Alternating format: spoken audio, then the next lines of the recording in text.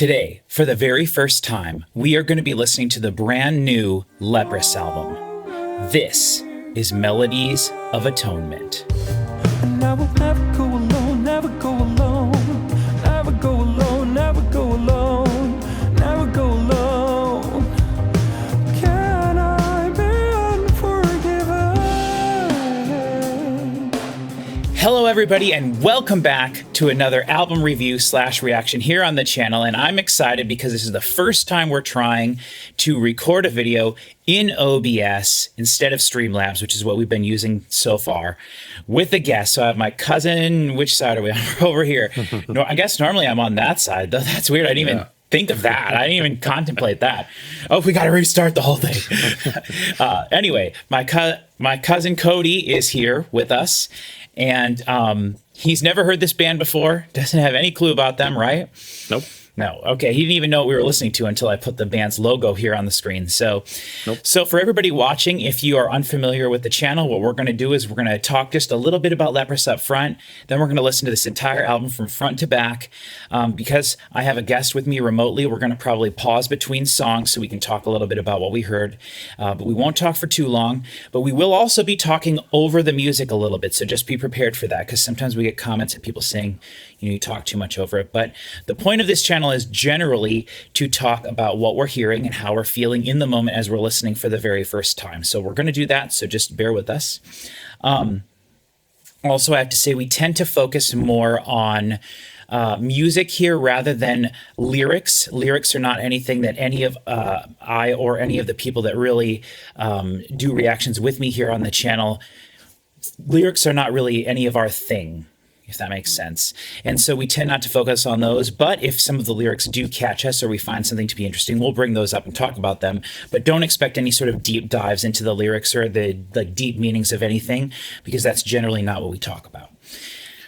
Let's see, what else? Also, I have to say, I try to include the audio from every album in every video that we do. And generally, if it works out and everything works great, if you see an ad on this video, it means all ad revenue from this video goes to the band whose music is in this video. That's generally how it tends to work out. I think I've done a single off of this album already earlier in the year, and I absolutely loved the song. So I'm so pumped to hear this full album. But the song I did, they allowed me to use it. So I'm hoping that means that the whole album is going to be fine for us to use, and that you watching this video, listening to this video, will be able to hear exactly what we're hearing. However, if I do that and I upload the video and it gets blocked worldwide, I'll unfortunately have to upload the video without any music in it. And if that's the case, I apologize. That's a big bummer. However, I do have to do that sometimes, and it's all based on what the artist has their settings set to, or their copyright settings online and on YouTube. So try to use the audio, but if I can't, I'll include links in the description regardless, so that you can listen along with us on Spotify. I'll try to find like a Linktree link or something so you can click on any of the services and find this album. And I know that's impossible to do with some devices, like if you watch videos like on your video game console, for example. Like I watch a lot of YouTube on my PS4, and I would never be able to sync anything. But anyway, so hopefully it works out. Cross your fingers and your feet and your toes that it will work out. But let's see, what else, Cody? I think we're pretty good. Okay, so let's talk about Leprous just a little bit here. I currently own 2 Leprous albums. I found out about this band a couple of years ago when I was getting into a different band called Port Noir, who sounds sort of similar to this band, at least on their first album. And then Port Noir went in a bit more of like a Black Keysy direction. They're kind of like Royal Blood, Cody. Port Noir is. I don't know them. You do know Royal Blood. You keep saying that to me, but you saw them live in concert with me when we went to go see Arctic Monkeys at Stir Cove. Right. So you do know who they are. You just, they just didn't leave an impression at all. Okay. The first Leprous album I got and heard was this album from 2021. This is their most recent album, other than the new one that just came out. So it's been 3 years, but this is their album, Aphelion.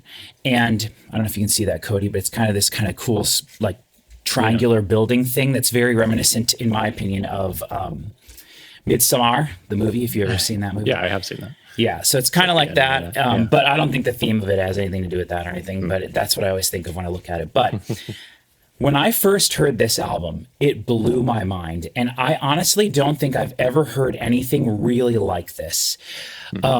I told you, Cody, when I asked if you earlier today, if you wanted to do this reaction with me, I thought that maybe there'd be a chance you would like it. Okay. So I know that you are not a fan of metal and you really don't know much modern metal at all. And probably most of the heavier music you would know would be like earlier classic stuff. But I also know you do enjoy stuff like Guns N' Roses. Sure. I don't know if are they kind of like an outlier for you though, or? Yeah, I'd say I'm not like way into hair metal or anything like that. Yeah. But so I think I would say probably, I don't know if we'll get anything that I would consider to be heavier than like the heaviest Guns N' Roses ever gets. Okay. On this. So there will be unless they surprise me, unless this album is very surprising, there will be only clean vocals the entire time. So no screaming at all. I do know earlier on in their career, when they first started this band, which is called Leprous, they started and they were a sort of technical, much more technical metal band, which tech metal is more about being like really complex rhythmic patterns that aren't necessarily super easy to follow along with and are very mathy. So it's very like, I don't know, I don't think you've ever heard any, but have you ever heard of the band Meshuggah? No. Okay, well, they're very famous for like creating this whole genre of tech death metal and stuff. But this band was a prog tech metal, like prog metal tech band type thing. Okay. And they were much heavier. And over the years, they've gotten less heavy. I think they did use some like screaming vocals at the beginning of their career, but I have two albums of theirs. I have this one, and then I have their album that came before this, and I was looking for it upstairs right before I came down here, and I couldn't find it. So I just have, it must be in a stack of CDs that I've tried to listen to recently. Otherwise, it would have been on my shelf where I normally keep it. So I'm embarrassed to say I don't have that one, but I think that album is called, I can't remember what it's called, doesn't matter. But that album sounds very similar to this. And I think that album is the first album of theirs that sounded similar to this. Before that, they used a lot more guitars. And so the thing that makes this interesting, just so that you know, Cody, is the format of every song on this basically is every song starts very minimalistic with some sort of electronic thing, usually like synth pads, something very minimalistic and like lush and slow. Maybe it's a guitar, maybe it's a synth part, maybe it's like some sort of like a keyboardy, like programmed like oscillating type thing, but it's just very minimalistic, like one thing, maybe lots of reverb so that it fills the space. And then the singer's voice will come in and he will sing. And he does like a whole verse. It could be like 2 minutes. And then they get to, usually on this album at least, there's like a verse and then maybe a second verse, and then he does this chorus, and you can feel a few more things come in, but no drums, a few more things come in, and then there's things, the singer like hitches it up and starts like singing. And that's the thing about this band. Like, this band is a popular band to react to because the singer sings. Like, he has a very theatrical voice, and it is very different voice than probably anything you've ever heard. He has a very unique voice, and it is very, I would say in some ways it's almost a sort of feminine sounding voice, but when you hear it, you'll see. And if you listen to 2 songs of this with me and you're like, I am not feeling this at all, you don't even have to bother to do the rest of the album with me. I can just click one button and it's just me on screen by myself, and I can do the rest of the album. So if you hate this, but I don't think that'll be the case, but if you hate it, we can make some adjustments and whatever. So after the chorus, then generally some drums will come in, and it's the singer singing with the stuff we heard before plus a drum beat, right? And it's not some crazy fast double bass metal thing, just a simple drum beat. And then during the second chorus, which might be the last chorus, a lot of the songs only have 2 choruses, then explosion, like huge guitars, everything's enormous, strings, like giant everything. Is enormous. And that is how, and then the song will play out. Maybe there's a little guitar solo, maybe there's vocal runs and solos and things. And then end of the song. And that is literally like the structuring of every song on here. It's pretty much. Okay. There's like 2 songs that start with actual drums and guitar and stuff, and then the singer comes in and sings. But for the most part, every song on this album is the same thing. Starts minimalistic, vocals come in, do a whole chorus of a whole run of verse, chorus, second verse, drums come in, and then there's another verse, and then like maybe a little mid part where there's like a little intermission part, and then everything just explodes and the end of the song is huge, and then they play around with it for a while, and then maybe it kind of goes back down to the way it started, and then that's the end of the song. And I absolutely adore this album. It was my number 4 album from 2021, and honestly 2021 was like one of the greatest years of all music, like history for me specifically. Like it was very hard to make my list that year. And like, honestly, the top 10 were so phenomenal that year. I think Mook was my number 1 for that year, which is a Japanese metal band that I really like. And so, and anytime they release an album, they're probably gonna be in the top 3. But this album was so impressive to me. It's so unique, so unlike anything else I've ever heard. And so earlier this year, they came out with a single. They released a single. I listened to it. It's one of my favorite songs I've ever heard of theirs. It was phenomenal. It was a little bit more involved than some of those other songs, the way I was just explaining that. Now, I do want to say, when they released this album, their fans, I saw online, a lot of people were kind of disappointed with it because just like with every heavy band in the history of the universe, people like their earliest stuff the best. And so people want them to be a heavier band. So it's possible that they decided on this new album, Melodies of Atonement, that they would include a little bit more metal edge to it. So I don't know. The song that I experienced from this was basically what I just described, except there were 3 choruses, I think, and it was just a little bit more straightforward, but there was more to the song rather than the minimalistic stuff. So I loved it, though. I absolutely adored that song. I think it may be my favorite Leprous song.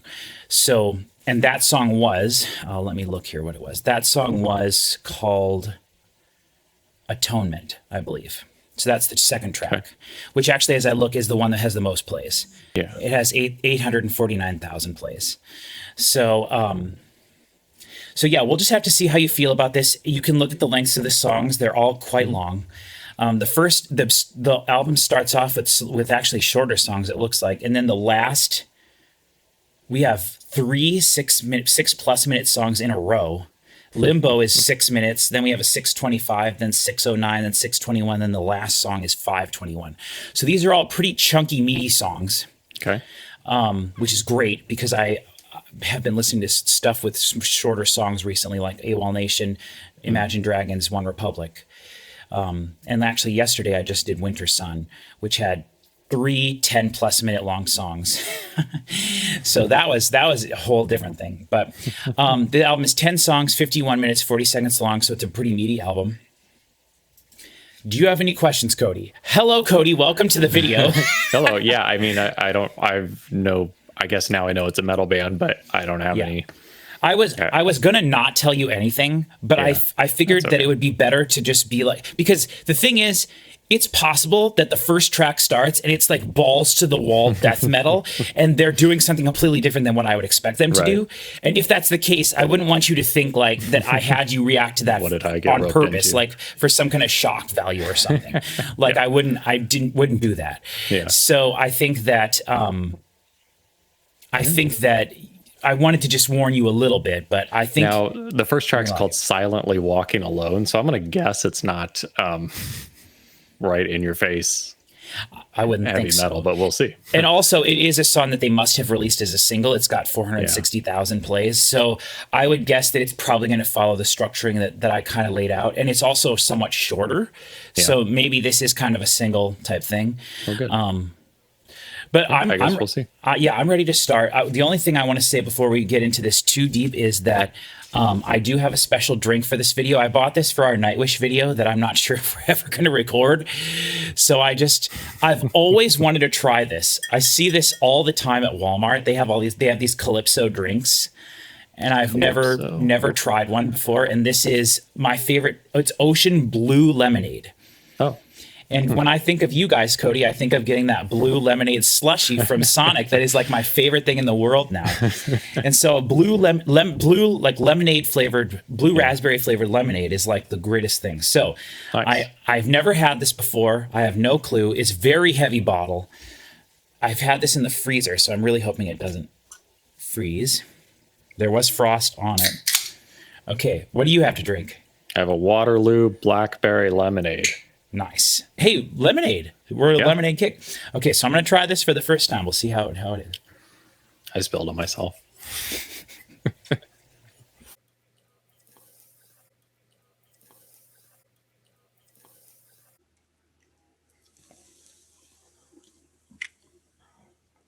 I spilled on myself.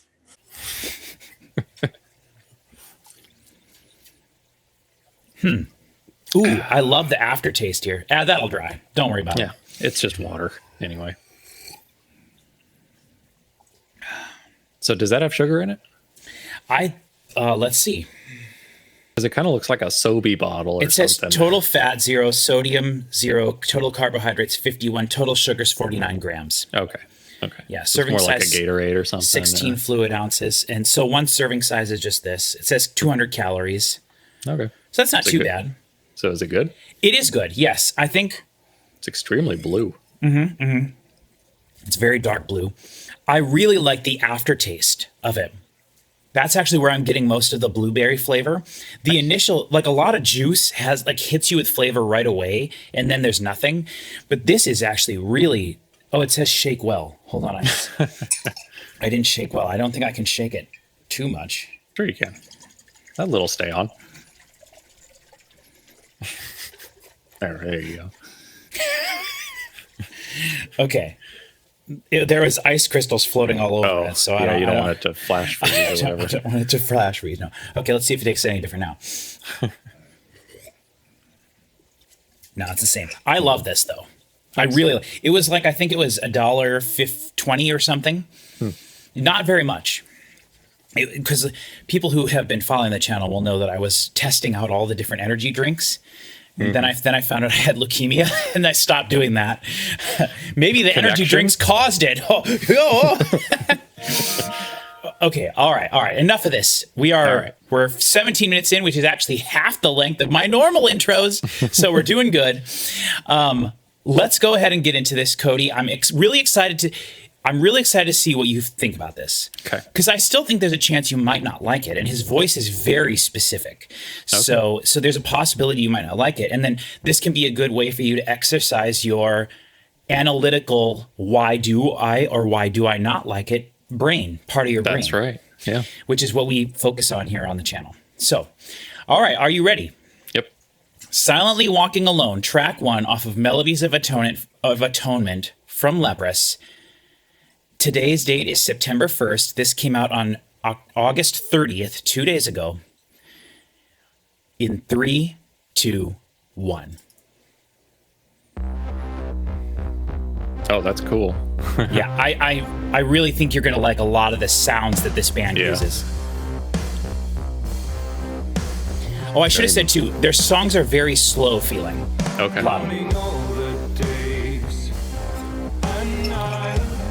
It's very menacing. I have tried to please the crowds, irreparable and bruised. Still, I never felt refused. Definitely some vocoders in there. Covering up all stains inside. Colored all in white. Silently walking alone.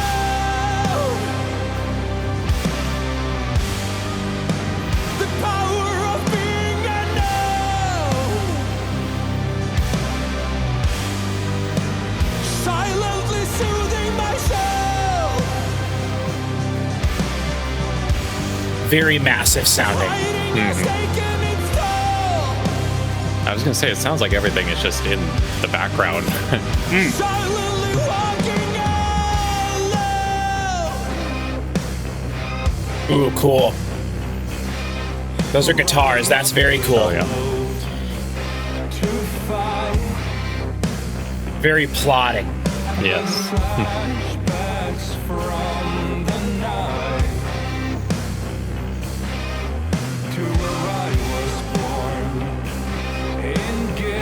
These guys are on an record album label called Inside Out Music, and it is a prog metal album, or prog metal record label. Cool. Yeah. And I think this is technically classified as prog metal. There's no screaming in it. It's longer songs, all clean vocals, a little bit technical. See, the interesting thing here is you can hear the bass guitar, but there's really not much low end to it. It's just doing kind of like spanky bass stuff.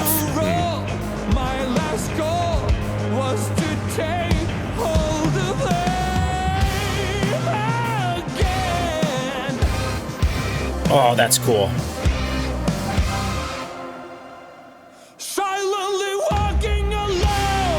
Oh, it's so dynamic. Oh, it gets so loud. It's nice.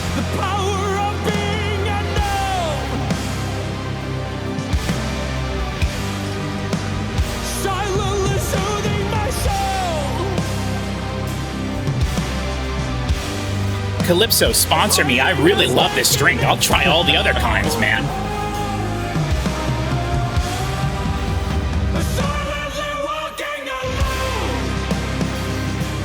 He is known for having incredible range. Yeah. And he does like vocal runs and things that are like really impressive, so. Yeah.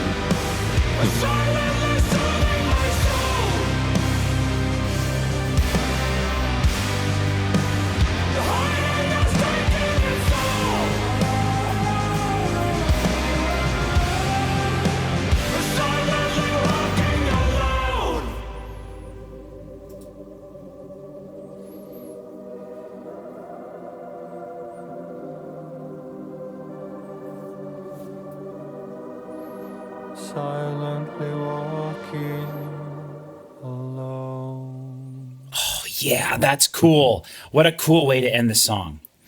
So how was your first impression there? I think I liked it. Yeah. The really like plotting, menacing. Whatever that was that went on the whole time. Verse kind of thing. Oh, you mean that synth part? The synth in the background. Yeah. That it started with right off the bat. Like that was really cool. I like that. Most of the songs, the way I was trying to describe it earlier, when I always said everything starts off sort of minimalistically, the thing that starts off the song is generally sort of like the through line of the song. Okay. And then generally when everything else kind of kicks in, it might go away for a while, but that's kind of, that element always sort of returns, whatever it is. And on their last album, they use, every song has kind of like a different thing that is that through line, whether it's an electronic thing or sometimes they'll do they have some acoustic guitar in there that's like nice, soft, like picking, which is really nice. And you can imagine with his voice how nice that would be. And on the last album, on Aphelion, they had these like strings that would come in and play, and they had I think three of like I think they had. I'd have to look in the book, and I'm not going to waste time doing that. But I think there were 3 string players that came in and played on a lot of the songs. So a lot of the songs had strings on them. And I don't know about this album. I think this album, they're going to focus a little bit more on being rock. But it did do the chorus twice, just like I said. You know, they got really huge, but they did the big chorus first time, and then kind of everything came back down and then built back up to the big chorus. And they kind of repeated it twice, I think, basically. And then I love the way that ended with his sort of dry vocals, a little bit closer sounding. I was going to read what it says about them on Spotify here. Okay. So they have 256,000 followers. They have 267,000 monthly listens. It looks like Istanbul, Turkey, or Turkey? TR is Turkey? Yeah. I think it's in Istanbul's Istanbul. Istanbul's in Turkey. Yeah, that's their number one country, I guess. Or it says they have 9,351 listeners in Istanbul. So I don't know. That's kind of interesting. Well, Oslo, Norway. They're from Norway. Oh, okay. They're from Norway, yeah. So here's what it says. An innovative progressive metal outfit based out of Nottingden, Norway. Leprous draw inspiration from a wide array of genres and artists. Leprous issued a series of demos, blah, blah, blah, blah, blah. Doesn't matter. That's some of their earlier stuff. 2015, The Congregation, an album, the latter of which earned the group its first, the Norwegian equivalent of a Grammy. In 2017, Leprous issued their fifth album, The Ambitious Melina, followed by the subsequently reading tour, blah, blah, Angel, Massive Attack. Pitfalls. That's the other album I have. Pitfalls. And then Leprous continued to perform live throughout 2020, 2021. The events streamed online. It's included performance. Blah, blah, blah. In June 2021, the band announced their seventh studio album, Aphelion, to be released 27th August 2021. So they haven't they haven't updated their Spotify thing, which doesn't matter. That's fine. But yeah, I like that a lot. I really, really like the quality of the recording. It's very high quality, high fidelity, in my opinion. I really think when the guitars come in, they're like crushing. There's like a weight, like a heavy weight to everything, which is very nice. I think the drums, the sort of massive plodding drums during the verses, that could have been a little bit more. But if it was more, it would be almost kind of too much. So I think the way that they had it was nice. I feel like the drums could have been a little bit louder and more ridiculous, but the fact that they weren't made it more impressive when everything came in and it was during the chorus part. So I really like that. Yeah. Yeah. Curious to see what the next one is. Yeah. So this is the song I believe I heard. Yeah. And I really liked this one because it had kind of a really interesting guitar part that was sort of like a refrain type thing that repeated multiple times throughout the song. And it was very much, it reminded me of like a electronic thing or something. Like it's just a repeating rhythmic thing. And it's not the kind of thing a guitar player would really ever want to play. So and it's kind of like the core of the song. And so I really, really like that. It almost felt like a hip hop type thing almost. Okay. So I'm very excited to hear this. So this is Atonement. Are you ready, Cody? Yep. In 3, 2, 1.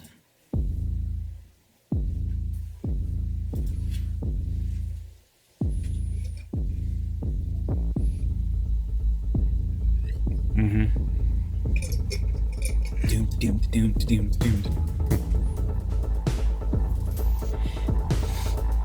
Love the drums here. You hear the room in the drums, the cymbals.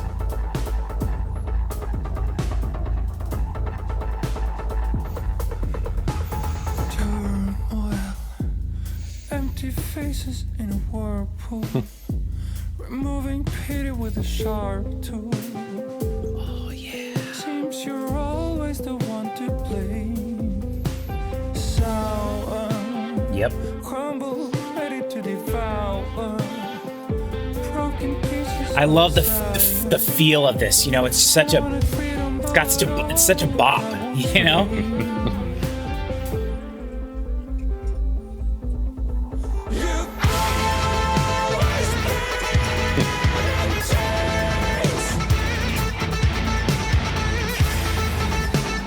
Yeah, it's an interesting guitar. Yeah, I love it.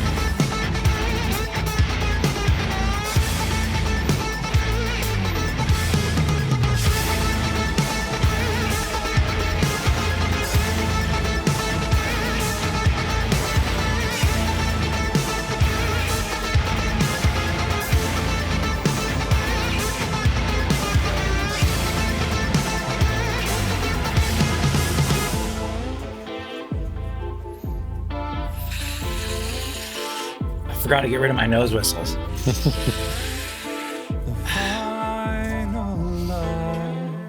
I love the closeness of his voice.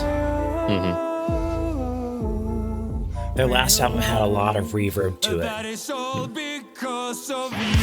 Oh yeah.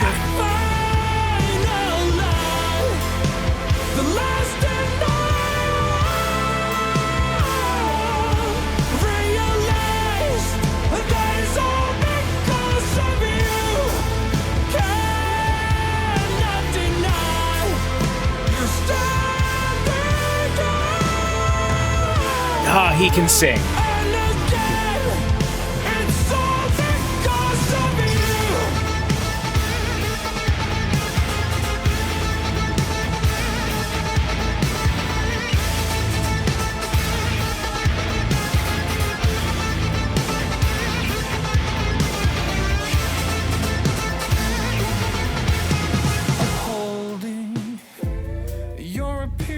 that low bass thing.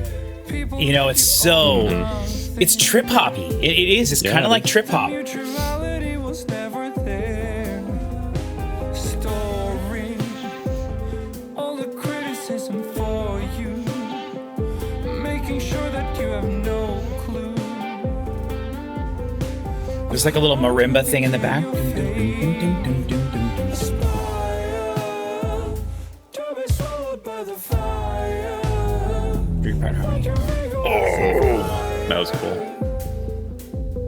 The deception has come through, and it's all because of you. The final lie, the last denial, realized that it's all because of you.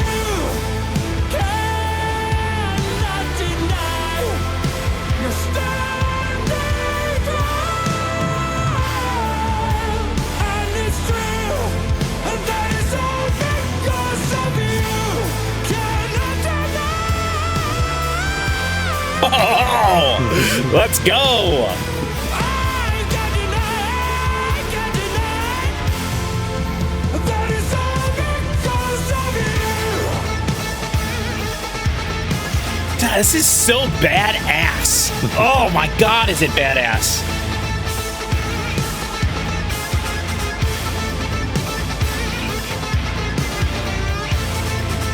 It's all because of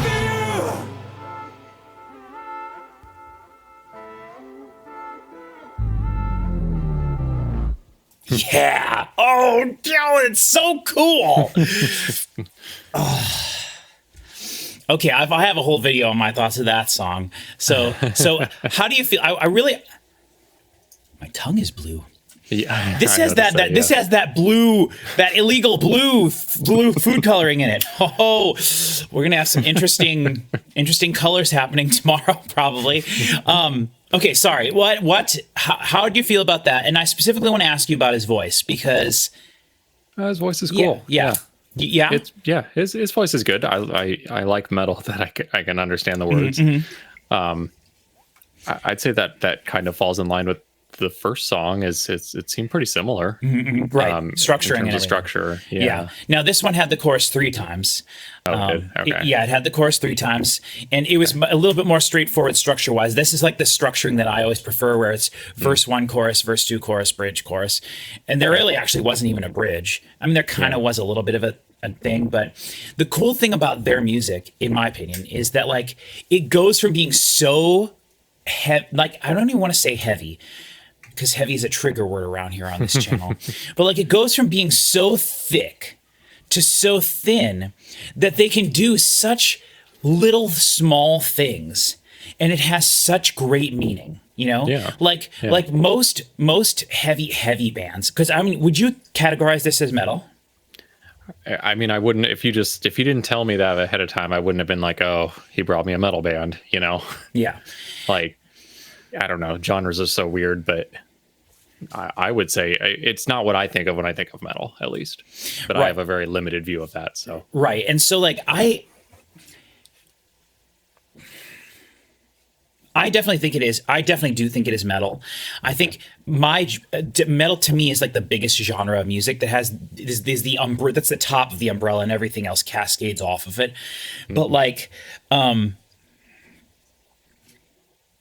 his voice is just so different from any other sort of metal bands that I've heard. Like, I feel like it, and I will say, last year he released his name is Enarg Solberg. And last year he released a solo album, and I really wanted to like it really badly, but it was more of a classical music album than it was a like contemporary, like modern album, in that there's no parts ever repeated. And it was the songs were structured such that there were really no choruses.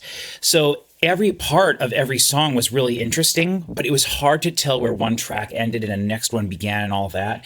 And he did a lot of really interesting stuff, but and I was almost afraid that this album was going to be a lot heavier because he released that album last year, right? So he was able to kind of get some of that stuff out of his system. But this band got kind of popular in the reaction sphere online because people who like to, a lot of the reactions I watch are people who listen to singing first. Okay. And that's because I watched hundreds of Nightwish reaction videos, and every person that watches a Nightwish reaction is like, this is the most incredible thing I've ever seen in my life, and she's the greatest vocalist of all time. And like, from falling in love with some of those channels and keeping up with them as they are going through their Nightwish journey, listening to all the different Nightwish songs, because there's like a batch of like 10 Nightwish songs that every reaction channel did. So I would watch other videos that these people would do, and a lot of them focused on vocal performance, and specifically like they were vocalists who were doing the reactions. So they would be talking about like vocal technique and using different voices, your head voice, your chest voice, your, how to project and different things. And this guy is a great band to listen to talk about vocal stuff. Yeah. And well, so he mixes it up like 3 or 4 times every song. and he has lots of vocal harmonies that he does, and his vocal harmonies are very thick and lush, and it's, he does a really good job with all that. And so there are videos online of him performing just like in a studio, like with him, he's listening to the music and it's just like one vocal track of him through the whole song. And those are like really fun to watch because it's like seeing him perform the song in a very impressive way and stuff. And then they also have like pretty complex music videos where they're like out amongst the rocks in Norway or whatever. And they're like, whatever. And so a lot of the reaction videos I've watched about Leprous talk about his specific vocal performance. And so I was really curious about if he would felt any pressure to try to like sort of like overperform the vocals on this album to give people something to react to. You know what I mean? Oh, and like in this song there, I think it was this song or the first one, it was this one where he does that moment where he like goes like shoots into the stratosphere with his vocals. And it's like I almost wonder if he felt pressure to try to do things like that every now and then to try to, like I said, give people something to react to. So in the first track you mentioned that it sounded kind of ominous to you or like dark. It was menacing, I think. Menacing, you said. Yeah. That's kind of interesting to me because to me this is so like chill feeling compared to like so many other things. Like to me, it's more about the energy that the song is putting forth, and then it's like it's so down, and then it goes so high, right? And then it fluctuates, and that's why I like the dynamics of it. But almost all the music I listen to has this like vibe to it, the like darkness and then that menace you said, which I think is a good word. But I'm really curious to see if you continue to think that as it goes along. Yeah, and in the second song, his vocals really didn't evoke that. I would say it was really just that synth underneath that first track just sounded like something out of a horror movie or something. Yeah, for sure. And this song, this one did have some interesting things like that kind of. But it almost felt more like sound effects rather than sort of like a creepy soundtrack type thing. And I just feel like the vocals were just a little more, I don't know, not menacing. So it now, do you mean like the lyrics, like what he's saying and singing? I guess not specifically the words. I don't even remember much of it. No, I have no clue what he said for any word. So, other than that, because it's all because of you, right? Just the style of it, I guess. Okay, so right before we get to the next song, I just have to say, this. We could be listening to my number one favorite album of the year. Like if every other song on this album is as good or better than what we just heard, this is number one of the year territory for me. And we've had some phenomenal albums this year. So I'm so pumped. The only thing they could do to ruin this is start fading songs out like nobody's business. I really don't want them to do that. But they seem to like ending their songs in a cool way. Yeah. Okay, so now we're in uncharted territory for me. From here on out, I have no clue what we're going to hear, so I'll probably be freaking out over every song. At least that's my hope. I expect at some point, Cody, on this album, we will get a very heavy song. Like where it's guitars the whole time. I would not be surprised if maybe for a moment during one of the songs, he goes into screaming somehow territory. Okay. I've literally never heard him scream before. I have no idea what his like harsh vocals sound like, but people have told me in comments that they're in their older music that he did use some harsh vocals. So I would not be surprised if we do get some of that, but we'll see. So we're on to track 3, My Spectre. Are you ready? Yep. In 3, 2, 1.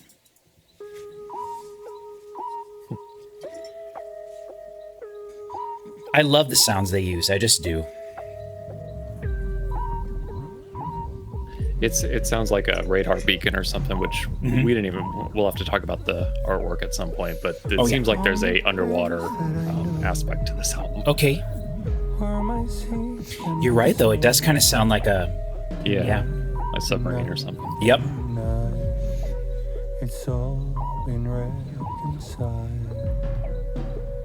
Found a place I call home, where my spectre can roam. Tonight, tonight, tonight. Like he's singing so quietly right now. Be defined. Yet I feel the darkness fold all around my fragile soul. When the heat against the cold will define my final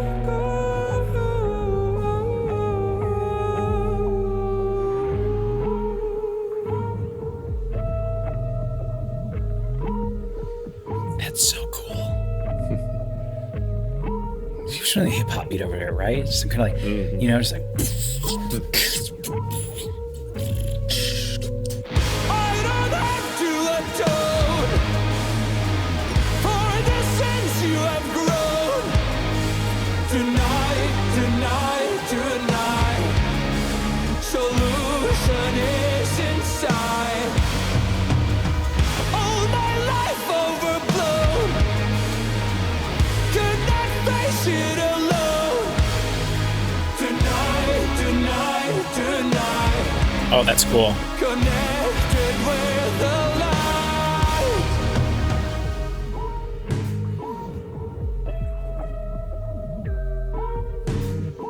Oh, that's so. It's you hear something like rattling in the back. Yeah.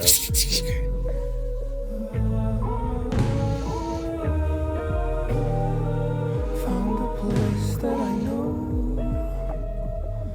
Found a That is such a cool sound. tonight, tonight, tonight. It's all The holding back is so impressive, right? Less is more. yet I feel the darkness fold all around my fragile soul. When the heat against the cold will define my final goal. The darkness falls. The darkness falls.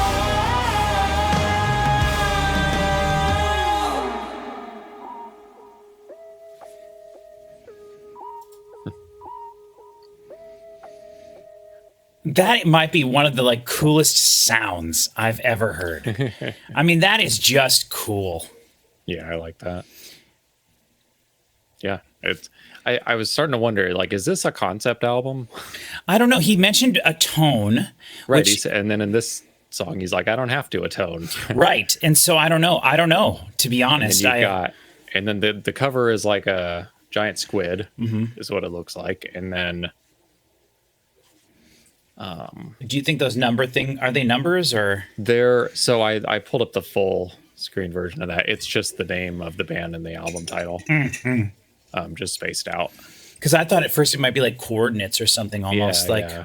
And I don't know if that's like a real giant squids can look really weird, so that might just be a real picture of one, or I don't know if it's supposed to be some sort of artistic thing. But yeah. Yeah, I just love it though. I think it's a cool album cover, and I don't know, to be honest. And you know, I don't ever really focus too much at all on like the meaning of stuff. So like I've never even looked into the meaning of their previous album or anything like that.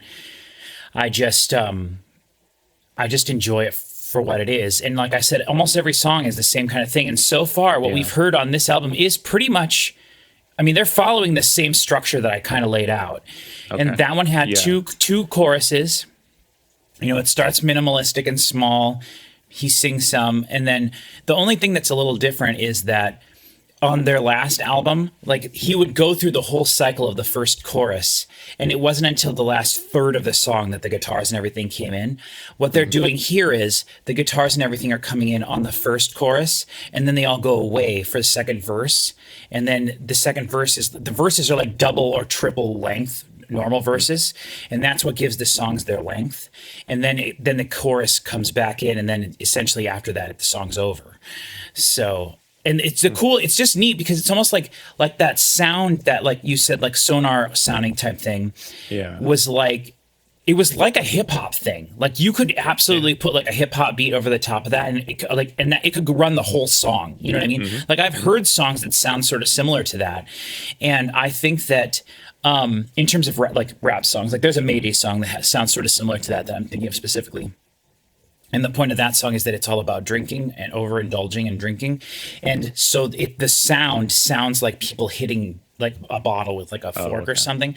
And it's sort of that kind of a sound type thing, like very wet sound. Yeah. Actually, it's based on like this type of a sound. Right. And then they have different pitches and they make like a loop out of that. And that kind of had that similar kind of vibe. And it was the same thing the whole time, every time it came in. And I just think that's so cool. Because I can't, like,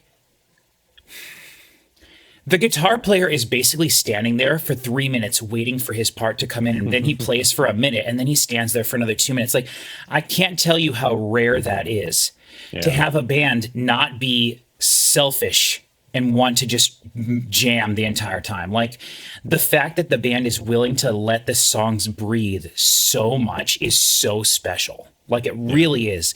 And like in both the first song and the second song, and this one I think to a lesser extent, like after when the like this song in particular, they were really holding back because when that thing started, that loop started again after the first chorus, they had like one hit and then they waited like a whole measure before the next hit came in. And it was at a weird time, which is definitely like a prog thing. And then, like it felt like they were holding back so much. Like we'll let the song just go. And then every now and then a little bit of like a, and then you just sit and wait, right? And there's so few bands that would be willing to do that because people are just selfish with their instrument and they want to play constantly, Yeah. And I really think that that's a special part of this band. I really do.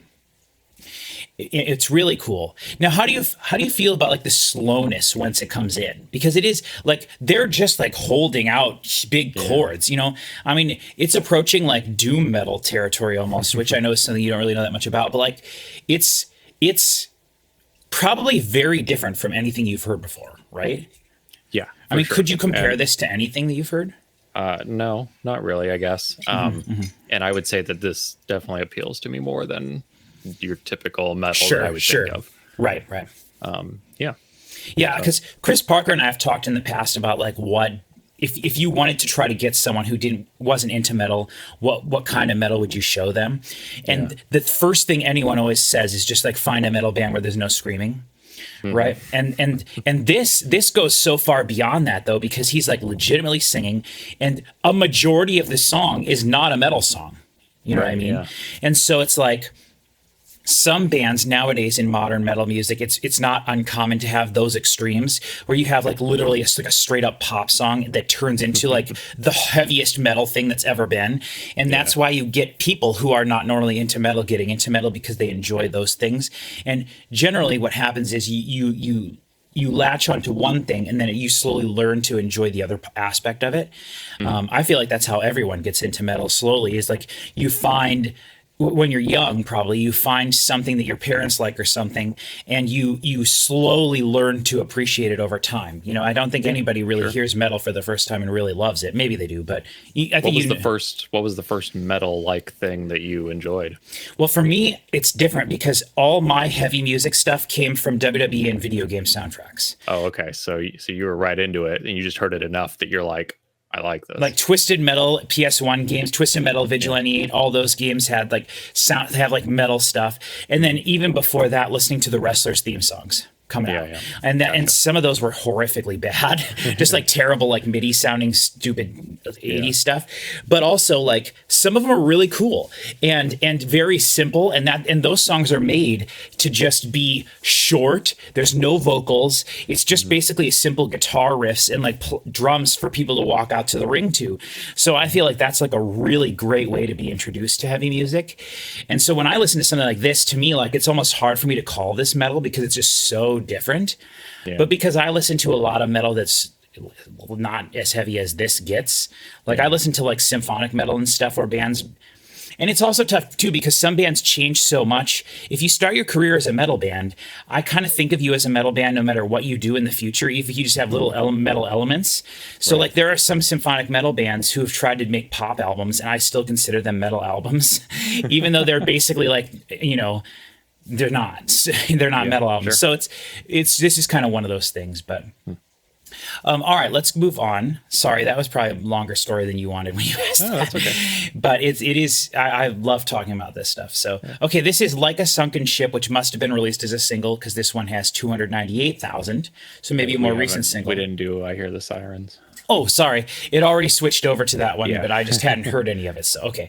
All right, I Hear the Sirens in 3, 2, 1. Now, we have had 3 songs sort of relatively similar-ish. Yeah. So are they going to throw something different at us or just keep the formula going? It doesn't matter to me either way because I love it, but... Reverse guitar, maybe? Oh, yeah, it's some reverse. It's a mono element.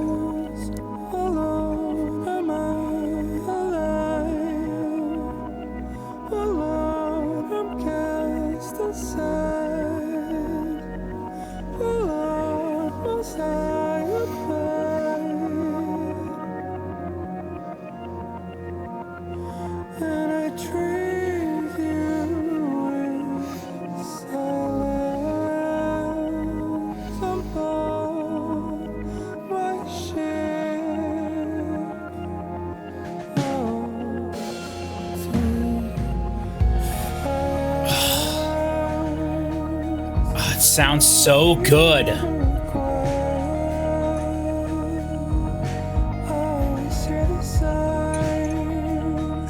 Does Spotify have lyrics somewhere? On some of the songs, if you click on the individual song.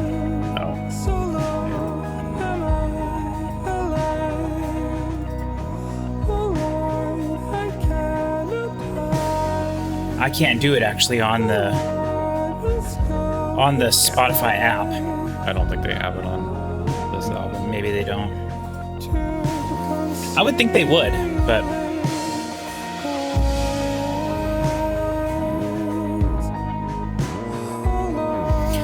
I love that you can hear the room in the drums. Like it sounds like they were mic'd from farther away, and that is so smart. The silence.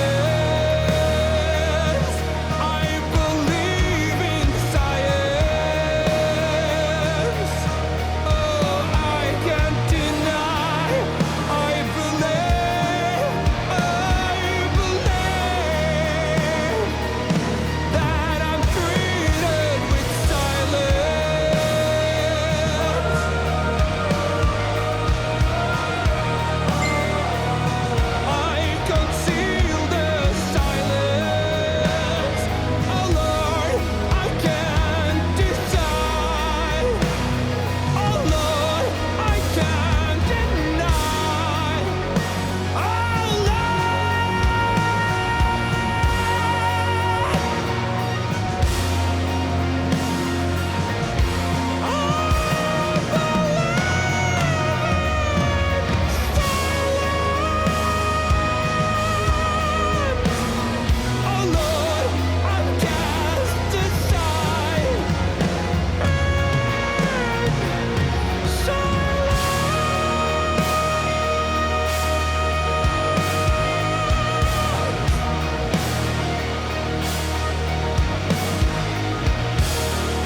those guitars, those high pitched guitars that are really delayed. Yeah. That's very Birthday Massacre.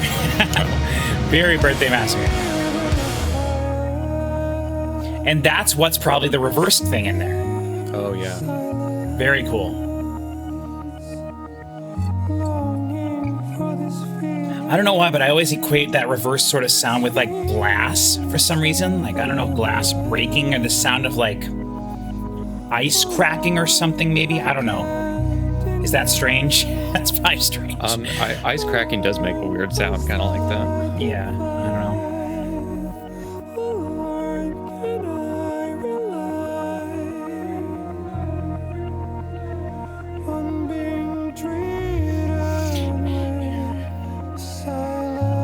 And I just want to shout out to how well everything is recorded, because it really is just. I don't think this could sound any better than it does, really. And they are just nailing the dynamics of everything.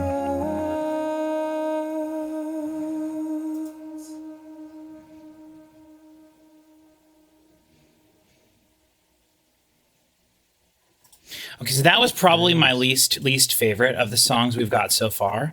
I didn't hate it at all. I really did like that, but I feel like that one didn't really have an element that grabbed me the whole time. Yeah. And that one was more of a, quiet for the first half of it, and then once it kicked in, it kind of was there the whole time till the last note, basically there. Yeah. How'd you feel about that one? Yeah, it was probably the most forgettable one so far. Yeah, but still cool. If you just heard that one in isolation, I'd be like, this is really cool. I want to hear more like this. Yeah, it's fine. I don't want to trash talk. Did you look up the lyrics then? Yeah, I was trying to see. Yeah, I was. Just because if that's something that you're curious about, I'm gonna please look them up and like bring up whatever you find. Yeah. I don't. You just know that's not anything. Sometimes I find it fun to follow along the lyrics. These are kind of. They seem very metaphorical and kind of abstract, not so literal. A little abstract. So it's a little hard to talk about them. But it's interesting because the entire time I thought I was hearing him say the silence. Yeah, but if the song's called "I Hear the Sirens," it's "Can you hear the sirens?" But then he goes, "I treat you with silence, defiance." I'm left here with the silence. Mm-hmm. I believe in science. It's yep. I did hear that part. I was like, oh, that's interesting. And then I believe in silence. Yeah, I don't really understand these lyrics looking at them. I assume sirens are the mermaid sirens or whatever, not like literal sirens. Probably. You're right. Oh, you know what? Absolutely. The album so far. Yeah, absolutely. And then the fact that the next one is a sunken ship. If the sirens lured them there. Yeah. That's really interesting. Yeah, that's cool. I love nautical themed albums. That's really cool. Right. We just had one, right? Queen of the Wave. Yeah. Yeah. And it's fun. And it seems like this is like a concept album, but I don't know if I can say that. Yeah, I know. When stuff is kind of just abstract and like sciencey, spacey. I like that album that we did because it had a little booklet. It's like, this is what this song means. I know. I really enjoyed having that too. That's good for my dumb brain. Yeah, no, I agree 100%. I'm just finishing editing that video. Yeah. And I was entertained watching it back, editing it. And I'm like, I hope people watch this. Yeah. So for anyone watching this who wonders what we're talking about, it's an album from a band called Pepe Deluxe, which you might think sounds ridiculous, and they are ridiculous. But the album is called Queen of the Wave, and it came out in 2012. And it's basically a concept album based on a book that was written in 1902 about a survivor from the colony of Atlantis. And the whole album is just phenomenal sounding. It's incredible all the way through. It sounds very throwback, but with a lot of modern elements to it too. And if you're watching this, you probably don't. But like I was going to say, if you only watch one video on my channel this year, I would recommend it be that one. But honestly, no one's going to watch it. But I'm going to really... want a recommendation, go watch it. Yeah. And honestly, I don't even care if you watch the video. Just go listen to the album yourself. Yeah. Like, buy a copy on eBay for like $5. It's worth it. The artwork is so cool. The book, it comes with the thing that tells you what each song is about, what it represents. There's a log of characters and terminology on the side that you can reference. It's really cool. And I'll actually probably think about trying to get the book in the future, but it's not an easy thing to really get a hold of. But It makes me want to do more concept albums with you.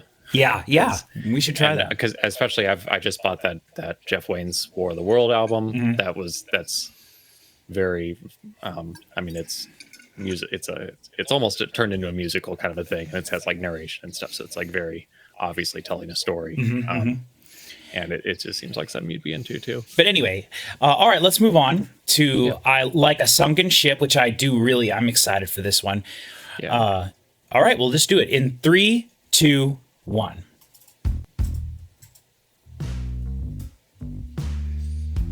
It's real quiet.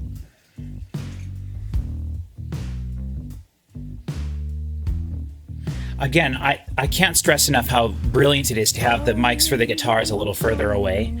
Yeah. And this one, just bass and drums. They were like, okay, we've sat back long enough.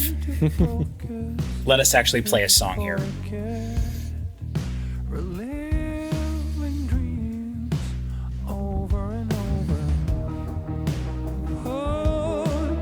Oh, that's cool. Like a sunken ship, buried deep, unequipped. This would be a good album to listen to around Halloween time, you know? Yeah. You're right. I don't think of it as menacing, but there's like a darkness for sure. And that's kind of one of the things I like about it, I think. Dude, those like sloppy cymbal splashes are so cool.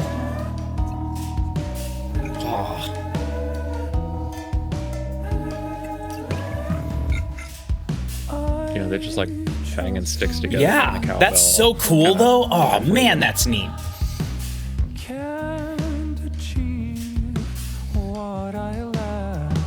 Now, are we going to get a point where the guitars are doing that thing we heard in the background? Like, is that going to be enormous? I want that, because that was a cool part. I expect it.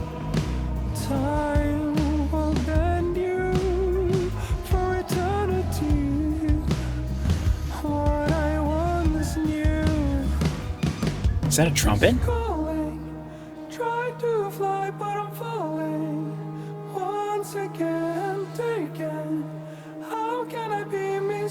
Very cool lyrics here, like rhyming scheme.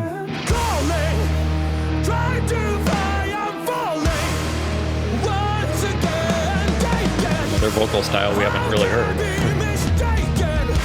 A little more intense. Yeah. Oh. God, the guitars are so massive.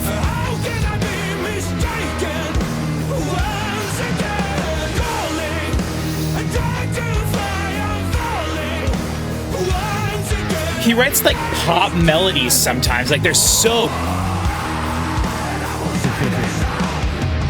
Whoa. Yeah! Woohoo! Yes!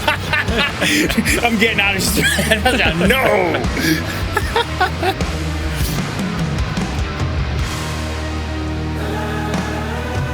Ooh. La la la la la la la la.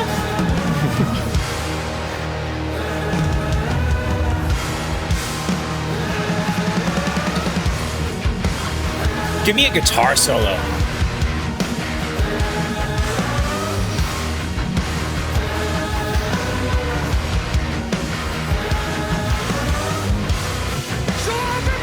Oh, I don't want this song to end. Cody, we're almost done and I don't want it to end.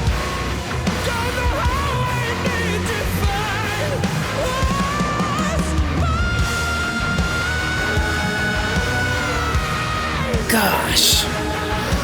La la la la la.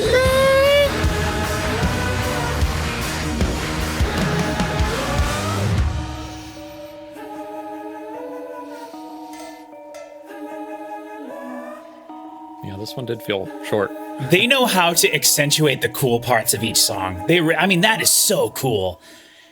To end it with those few little like auxiliary percussion things, it's right. Like, you know what the cool part of the song is and you give it to us again at the end. That was great. I could have gone through that whole cycle of heavy again. Yeah. You know, that song did feel a little short, but man, that was cool. Oh, yeah, that was good. That was the first time I've ever heard him scream, and he's got a real metal. I was afraid it was going to be kind of wimpy, but it was hefty. You know? Yeah. Man, that was great. And okay, so I just want to say this because I don't think I've said this yet. The fact that the drums are from further away, right? Like, so they recorded all the drums close the way you would normally, but then you have room microphones, right? Okay. And you can, generally what you do is you incorporate a little bit of the room microphones into the overall sound of the drums, because then it can give the mix a little bit of character, and you hear a little bit of the room, and then that can make it feel a little bit looser, less super, because when you close mic everything, it feels, you know, it can feel a little synthetic almost. Yeah. And it feels more human when you hear more of the room. And the cool thing about that particular element here is that when you have all of these synthetic elements at the beginnings of the songs, and they're all these dry, like synth parts or guitar or whatever is happening, and it's just this dry thing, it feels like you're standing in the room with the drums, and you can visualize to yourself the drums off, you know, probably 5, 6, 7 feet away from you. And having that feeling grounds you in this reality that it's like you're suspending your disbelief almost a little bit, to the point where it puts you in a space, and it's such a different space from where everything else is coming from. It really works well here. Like, you wouldn't want to have that sound with in all different styles of music, but with this, because it gives it that sort of creepier vibe almost to it, because it does sound further away. And what they're doing is they're sometimes just letting the cymbals be through the faraway microphones. So you're just not hearing any of the close at all. And then when the drums and everything kick in, that's when you're getting the like stereotypical sounding like metal drums or rock, modern drums. And so it's really cool the way that they're doing that. And it really makes the whole thing sound special and gives it a particular character that it wouldn't have without that element to it. Does that make sense? Yeah. Like, it really makes it, the fact that it sounds like a room really makes the things that couldn't exist in that room stand out, which is literally everything other than the drums. So it really emphasizes those synthetic elements that are just dry. And it also emphasizes his vocals, because the vocals are pretty dry for the most part. And then when he does his like crazy, like lush, very close harmonied vocals that sound like a wall, but are so tightly packed together that it sounds like one signal, like, those are always a lot of effects on those, because you want that to be coming from a different place than his lead vocals, which are just basically right in the middle, dry. And that's how he can have those things going at the same time, but you can still very easily separate those two parts, even though it's him doing both of those things, you know? So they're just doing so many clever things with the mix that help really accentuate the things that they want you to pay attention to, but then also highlight the things that are in the background just based on what they're doing with the effects. It's really brilliant mixing. And I keep saying it, and it's just true every song. Like, the dynamics are crazy. Like, it's so hard to have something soft be just as loud as something that's loud, but to keep the loud thing still feeling bigger than the thing that was quiet, but the volume was boosted so that it's not like super quiet and then super loud, right? Yeah. Does that make sense? Like when he's singing, is that what compression is? Is basically bringing up the lows? Yep. It's compressing the signal to make everything as uniform as possible. And so which I know you should never use the term in the definition, but it is. And so this does not have too much compression on it. There's a lot of masterful work here to make the volume of everything quiet and then loud, but not to such an extreme that it's too loud when it's loud or too quiet when it's too quiet. Yeah, I'm not turning up and down the volume. Like, each song has started pretty quiet. Yes. but it's also like simple little things that it's like I can clearly hear it all. Yes. And Chris Barker and I talk about all the time, like how we really enjoy albums that were performed quietly. Like when you perform on an, like this was one of my big critiques of Metallica, right? When Metallica does something like Nothing Else Matters, or their songs that are like acoustic ballady songs, they're still plucking the guitar as hard as physically possible. And I hate that. I wish it would be played softly. And that's just not Metallica. That's not what they do. Right. But like in my opinion, some of the most high fidelity sounding albums I've ever heard, I think sound that way because they were recorded so quietly. And when you record something quietly, you can just boost the volume of it and you hear all these nuances in it rather than just performing loud and then lowering the volume of it to make it quiet. Like it's such a difference. It really is. And this is so masterfully done with that, because the thing is, a lot of the elements we're hearing are just synthetically created, right? So you can't quietly play a synth. It doesn't work. There's signal and there's not signal. You can't quietly play it. So what they're doing is they're cleverly playing parts that make it sound more quiet. And then basically everything goes away during the big parts and it's just the guitar, bass, drums, vocals. But there are some other things happening. But like, it's just so brilliant. It really is just so brilliant. And I would say if you like everything you've heard here so far, you could absolutely go back and listen to their last two albums, Pitfalls and Aphelion. It's basically the same thing, except I think this album is mixed better. Like this is like, I don't think this could get any better. Whereas I think with their last two albums, they could probably have sounded a little bit better, especially now that I'm hearing this, and this is just so phenomenal. Cool. Do you have anything else you wanted to say about that one? Nope. No, How did you feel about the screaming part? Oh, it was fine. I even though you said you didn't know if there'd be any, I was kind of expecting some of that in some of But I mean, it didn't ruin anything for you, right? Like it probably meant more because it's used so spare. I mean, that's the only time I've ever heard it. But like all of a sudden it was like, whoa, here's a thing we haven't heard before. And it's probably, I don't know what words he was saying at that moment, but I'll bet it had meaning to it because of that. You know what I mean? Like, yeah, definitely. Very cool. Yep, it didn't ruin it for me. Yeah, I would be mad at you if you let that ruin it for you. This is the guy that you can love a song until the last 2 seconds of it. And because that proves that they're bad songwriters. Someone screams, they did it for a reason. But someone screams means that they don't want me to understand the lyrics. We don't care about the lyrics. We care about the songwriting. It's bad songwriting. Who cares about lyrics? Yeah, there's no. Writing the lyrics isn't part of songwriting. Hey, I could debate you on this all day. I have arguments for days. I've said for 5 years doing this reactions. I said it didn't ruin it for me. I know. Don't use your fault. If every track had that on it, it probably would start grading on me. Okay, I can see that. I can see that. Yeah. And that is something that they could theoretically be doing too. During the heavy parts, he could be screaming more. I know a lot of metal bands do that, where it's just singing, and then all of a sudden it's heavy, and now they're just like a heavy metal band all of a sudden. Right. Yeah. But I think that's one of the special things they do is not scream ever. There's a lot of metal bands that don't do any screaming, but and there's metal bands in literally every genre of metal, including like black metal and stuff that don't do any screaming. So it's like. The entire gamut of metal is not. Yeah, that's not how I. That's definitely not how I define metal. Yeah, but I can also definitely say that I'm not a fan of screaming in songs.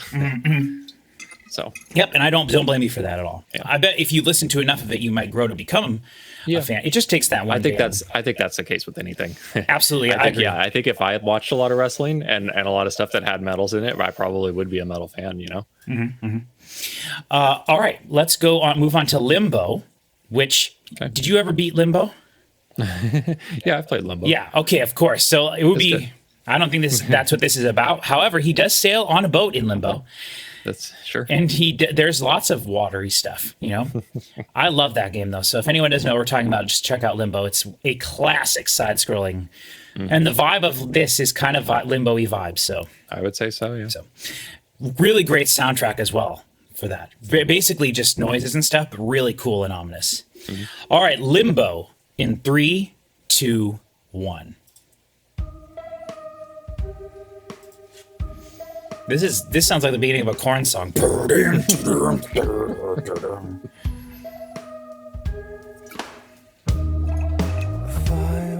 Fire,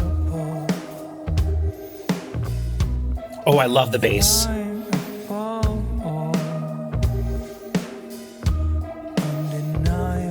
So the last two songs have had bass guitar. Beast, one of the featured things, so that's cool. Always in full control. Sharpening all my senses.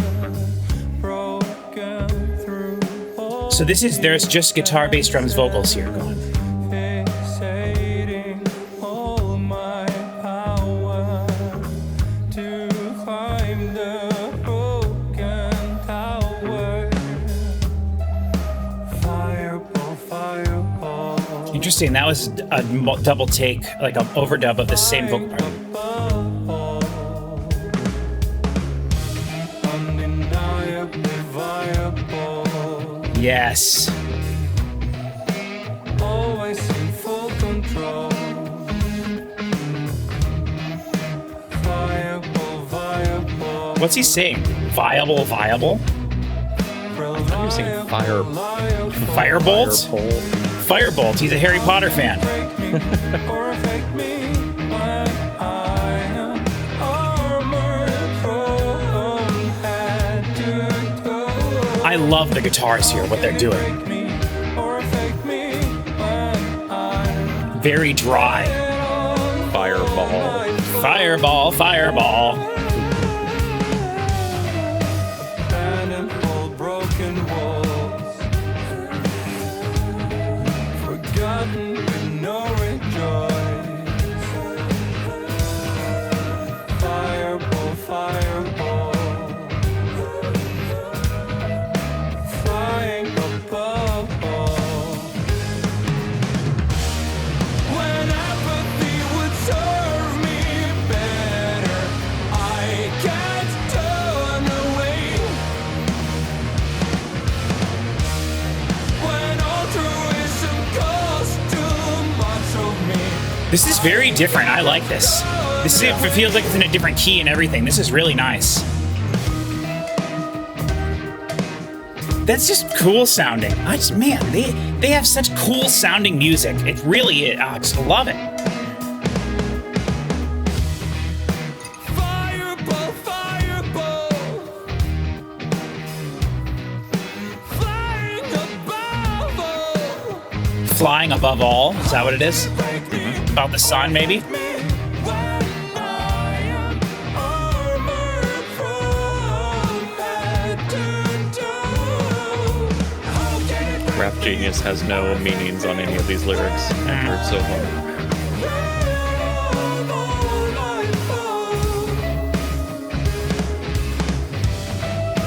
Letting go is moving slow, pulsating afterglow. Fireball, fireball.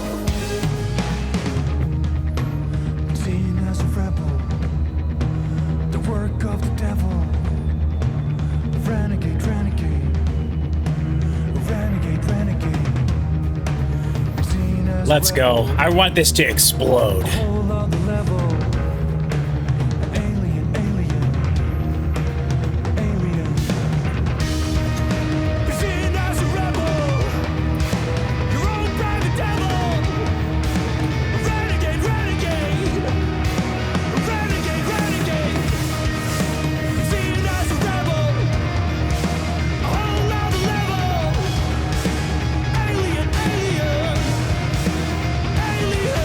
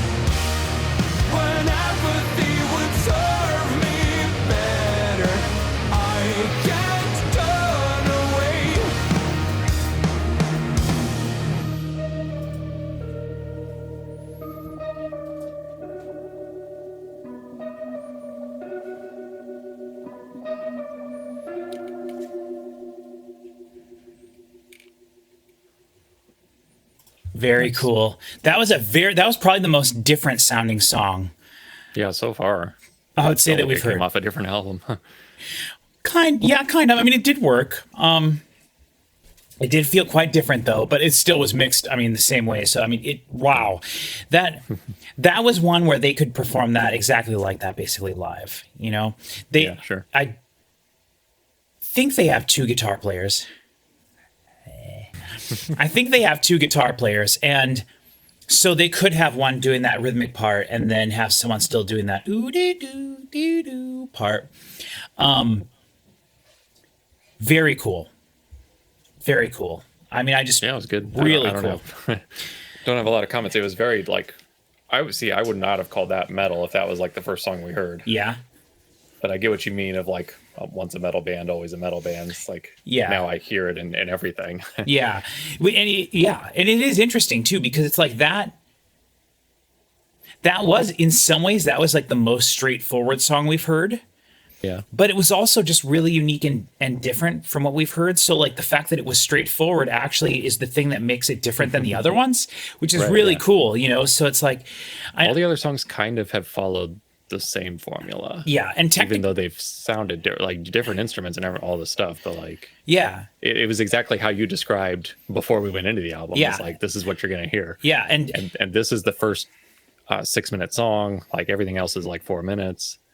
And this one even had the same formula too. It only did the chorus twice, you know. So, but the thing was, the verse was very peppy compared, and also it was there wasn't any keyboards really happening. It was pretty much just the guitars.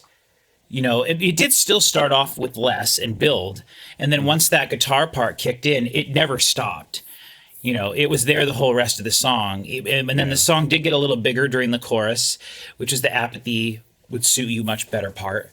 And then the whole song did come down a little bit, but the guitar kept doing the doom da doom doom da doom da doom da doom like thing, the groovy part. And it really, it was neat. It was interesting because at the beginning of the song, I was like, are they going to do that on the guitars? Because the bass player was playing like a cool little funky part. And I was like, are they going to just do that on the guitars? And then I was actually thinking about how I was going to explain how it's really cool that the bass was playing this really cool bass part. And they never did that on the guitars, which is cool because generally if the bass is playing a cool part, like the guitar player wants to play that part too. So it's like, it's not very often that you have the bass like playing something by itself. That's the bass part. And then when the guitars did come in, it was like playing more than the bass was doing, but the bass was just doing what the guitars were doing then. So it was interesting how that all kind of worked out. And it kind of did subvert my expectations for what they were going to do with the song. But I really enjoyed that. That was just a groovy song the whole time, which was really interesting. So definitely. Yeah. All right, now we're on to track 7, Faceless. This is the longest track on the album. Okay. So now I really want them to give us something different now. I would like this to be a song with no heavy part at all. I want this to just be more of an electronic thing the whole time or something. But it almost feels like the electronic stuff has been going away and away more as the song, and then we've had more bass each song. So maybe we'll see. We'll see what happens. All right, this is Faceless in 3, 2, 1. Upright bass. Oh, this is now we're walking around in GTA. And a piano. They did have several piano songs on the last album. I love this.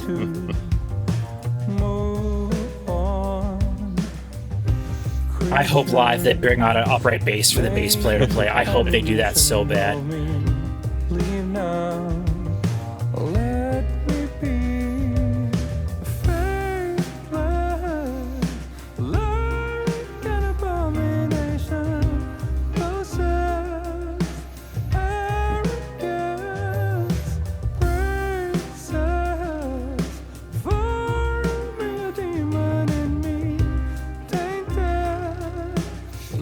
That low.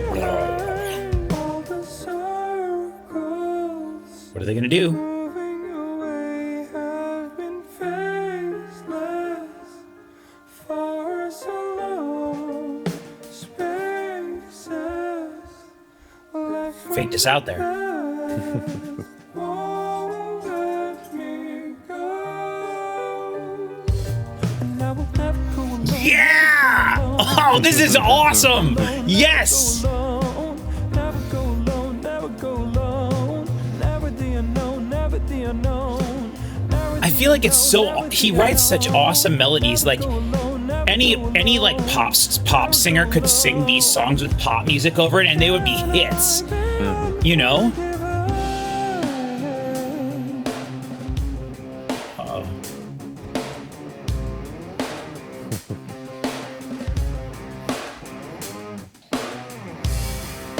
I'm not the faceless now. I wanna get it, I'll get it, I'll get it out.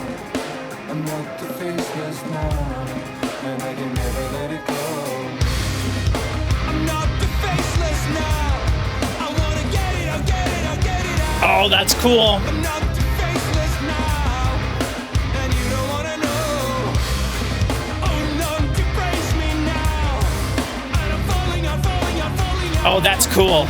I love how it goes with the guitar riff. Oh, that's cool. In the middle of the night, fiction, in a meaningless existence. Are they going to go back to the jazz part, though? Is my big question. Or will it be like this till the end of the song? It'll be like the last 5 seconds. Probably. We're not even halfway through yet, though. Yeah, they'll do something. Oh, man. Turning away, traces, letting go, I'm feeling crazy. Here by myself, I am faceless, left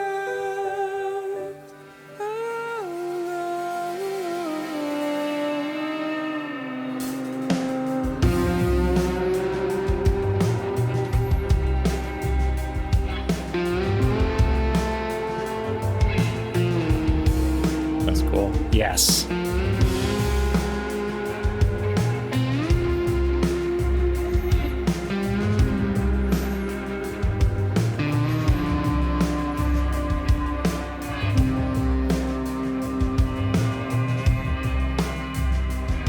And I will never go alone, never go alone, never go alone, never go alone.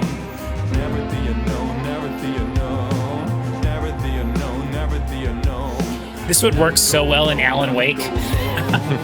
I know I told you the other day I was falling in love with that game, but man, the music in it is such a cool part of it. Yeah. And this would work. This kind of thing would work in that. Never the unknown. I think what I meant when I said GTA earlier was Driver. Because I got a very specific vibe at the beginning of that, and I think it was I was thinking like Ocean's 11. yeah. I mean, the upright bass and then piano and But stuff. maybe like GTA 3. Yeah, I think I was thinking Driver, though, because Driver uses a lot of piano and upright bass. But maybe GTA 3.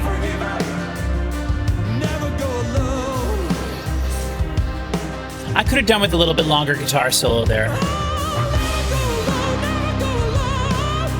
Very cool, the low piano notes there.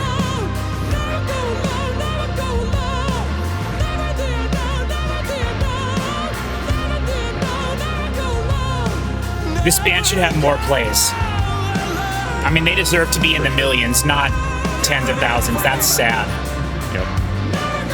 So is it just they haven't broken through internationally yet, is what it sounds like based on I think they have. I just they must. Turkey was the highest.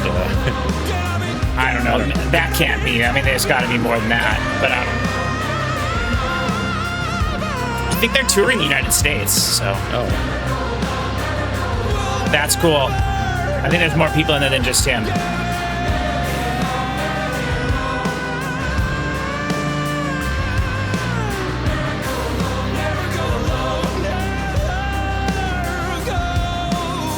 They're not going to do that really cool part again. At the beginning when he was singing with the guitar riff. I thought that was the chorus, but I guess not.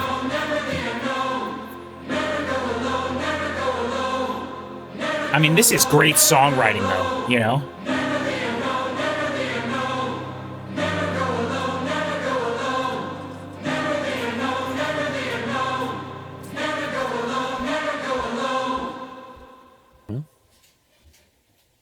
Nice. Yep.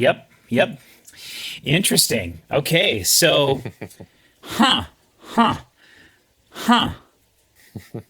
I like the first 2 minutes a lot. Yes, I really like that. Yeah. You know, and it's interesting with bands that are like, there's a few bands where the verses are just like the coolest thing ever.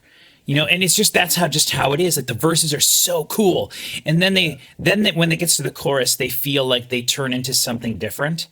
And I don't think that's the case here, because I do like the choruses, but I do feel like with that song, I can't tell you what the chorus was really. And then about like half of the way, maybe third of the way through the song, or 2/3 of the way through the song, it switched and it kind of just then became like its own thing towards to the end of the song, right? Yeah. Which I always think of. It's completely different, but I always think of Modest Mouse, Float On, and Take Me Out by Franz Ferdinand as examples of that, where the first half of the song is one thing and then all of a sudden it changes, and then it's that what it changes to is what they do for the rest of the song. And that's not uncommon. I mean, that's a way to write a song for sure. Like it's not an uncommon way to write a song. And these guys have done that a couple times on the album already, where they've kind of changed it up and they didn't go back to anything. And I like the way they were doing what they were doing, but I don't necessarily even though it was a long song, I feel like it was long because they repeated stuff a lot at the end. Yeah. So I don't want it to be short or anything like that, but I almost wish that they would have. I was hoping for another change up into something completely different, like 2/3 of the way through. Yeah, I think, or going back into that beginning part again at the end would have been nice. And I'm not saying that they needed to make the song longer. It would have been nice to maybe cut that off a little bit at the end, or bring that part in, you know, like, but still, that's what you're expecting when you see a long song. Yeah. It's like, oh, they got a long time left. I wonder what they're going to do next. Yeah.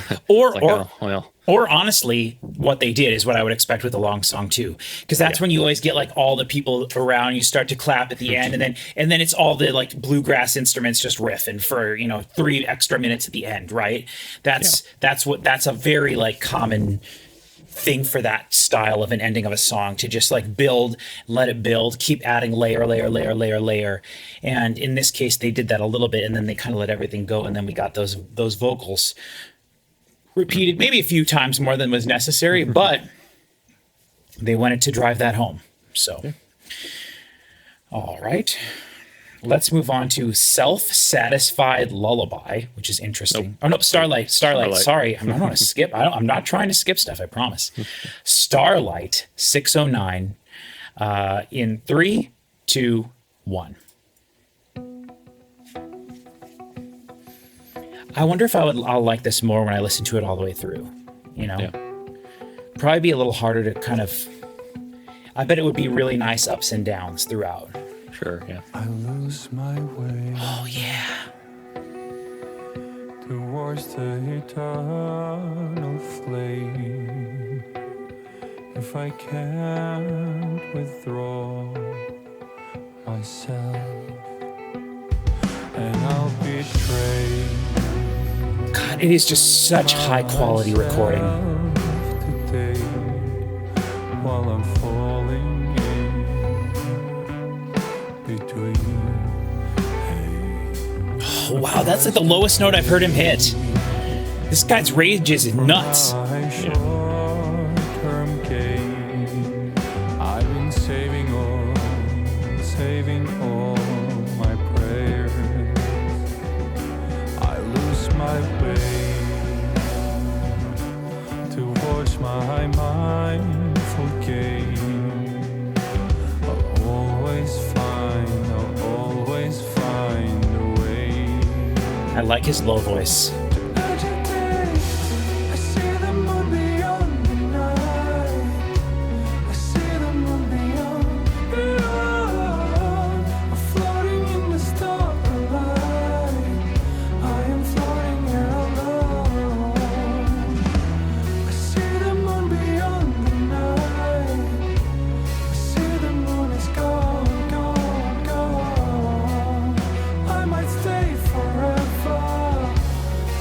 What a weird guitar part behind there.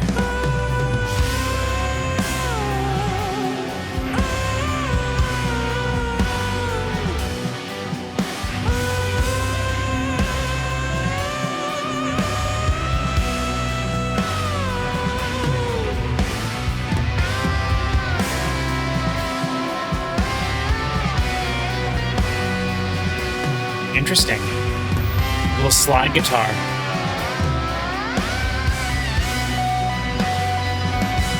Cool. I don't know what I'm going through. I'm not here That bass is massive. today. My vision is fading now. I've been watching my CPU this whole time, and we've never gotten above, not this whole time, but from what I've seen, we've never gotten above 6% CPU. Nice. And we're at 8.3 megabits per second up, like internet speed or whatever. Yeah, so that's, I mean, we're good. Oh, now it went above 6.2. Nope, down to 4.8. I shouldn't have said anything. I can set it off. No! Now it went down to 4. Oh boy. 3.3.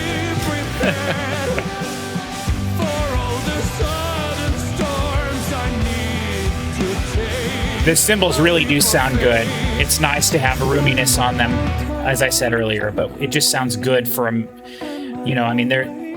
I don't know if it would sound as good if it was constantly heavy. The cymbals are really hard to manage when you have like heavy guitars and drums constantly. But with this, it works nicely. It's really hard to play the guitar like that. What he's doing there, that's a difficult thing.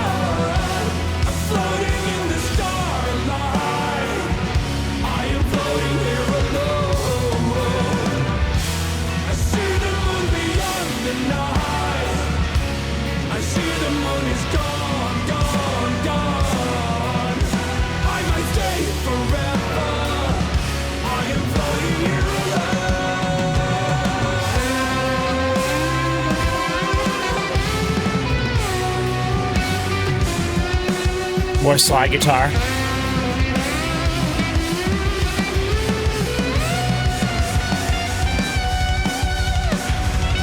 Wow.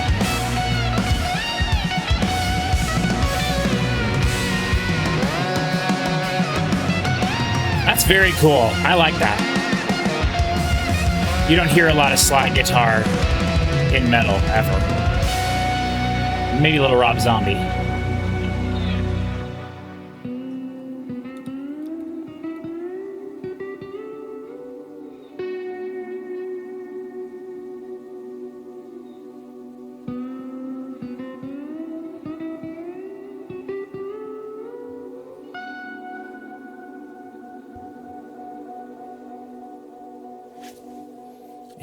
Interesting note to end on there.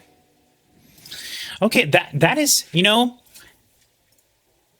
were listening to that and I was like, man, we're not really saying very much here. I feel like partly I was a little bored with it, but then the more I was thinking about it, the more I was like, this could be my favorite song on the album, I think, maybe if I listened to it more. Like, there was like a simplicity to it. There was more to it the whole time. We've basically gone very far away from any of those synth elements. Like that's just been gone for many songs now. The second half of the album has been completely different. Yeah, I think it kind of gradually got there though, which is kind of interesting. Like, yeah, I do, because we had several. Yeah, it's interesting. I think I will enjoy that song particularly more the more I listen to this album. But I mean, I still, the best song on the album still to me is Atonement. I mean, that is just like a banger of a song. It's the only one that had 3 choruses so far. And I just think that was great. And I liked a lot of the stuff after that. I mean, I like the whole album. None of it is bad. I want to make sure none of it is bad. But that song to me felt a little bit like, I would say on the weaker side of the songs. But again, I think that I really appreciate the slide guitar, first of all, because that's probably something that he got a slide and was like, let's try this. And then they built kind of a whole song around it. And I think that's really cool. Or more likely than not, that guy who plays guitar in this band plays guitar in other bands, and he does stuff like that maybe in other bands. And but though I don't know anything about the guys in this band. All right, we can go on to Self-Satisfied Lullaby now. This is the second longest track. After that last one, I do want a simpler song, and I would love some return of some keyboards, but I don't think we're going to be getting that. Okay. I think maybe that was a big criticism people had of their last album. And so maybe they were like, we'll start the album off the way we want to with all the keyboards, and then we'll slowly kind of dwindle it all away to the point where maybe we'll get a really heavy one of these last 2 songs. All right. Are you ready? Yep. In 3, 2, 1. Self-satisfied lullaby. Self-satisfied lullaby. Set in mind when the sky glorifies way up high. Self-satisfied lullaby. Sail the light when the sky glorifies the last goodbye. Magnify. Yes, let's go.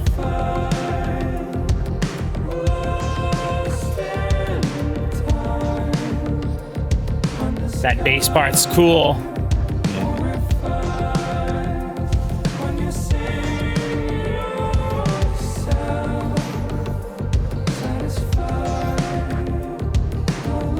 This could be an Alan Wake.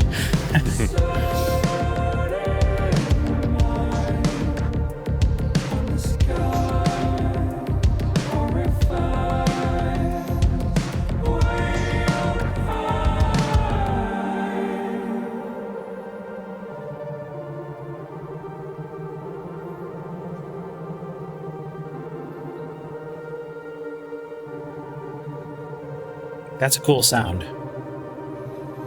A lot of delays and stuff on that.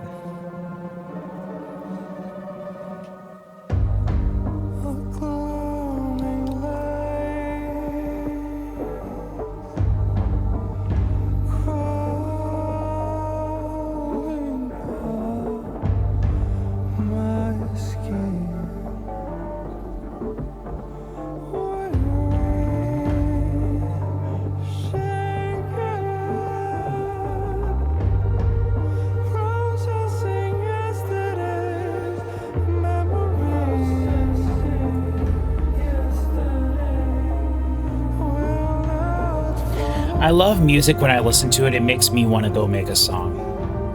And that's what this kind of stuff does for me. I'm like, man, I wish I had the guts to make a song like this. I mean, I also wish I had like a quarter as much talent as any one of these dudes has. All right.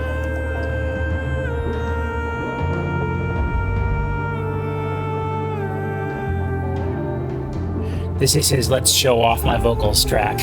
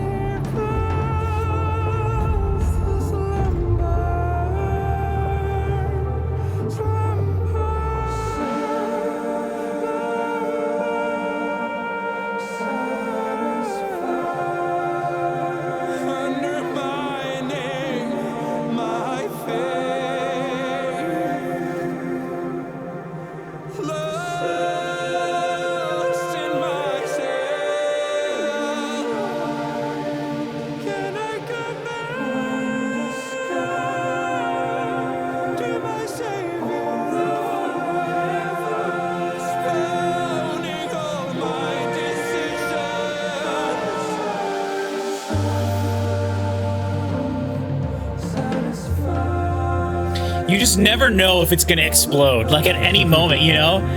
Yeah.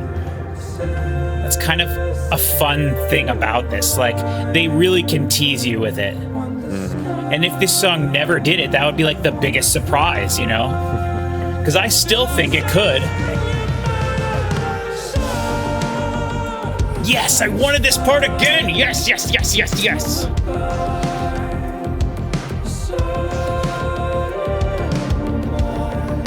I wish bands would do this more. Like, it is so hard to find a band that will do synth stuff with real drum kit because it just doesn't exist.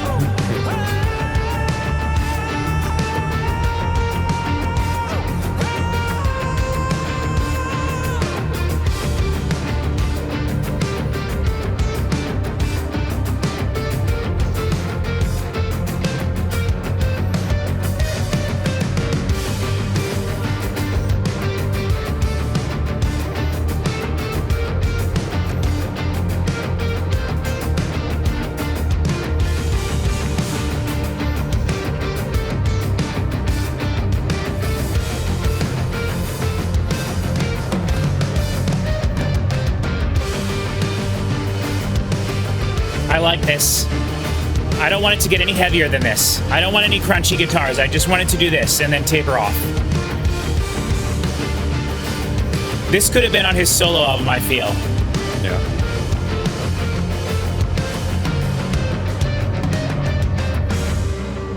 Yes, yes, yes. I wanted something like this on the album. This is very different. We needed this. Yeah. We needed this to have diversity. Yeah. This is the diverse hire. This is the one diverse hire. Gotta have it on there. This is the Disney track.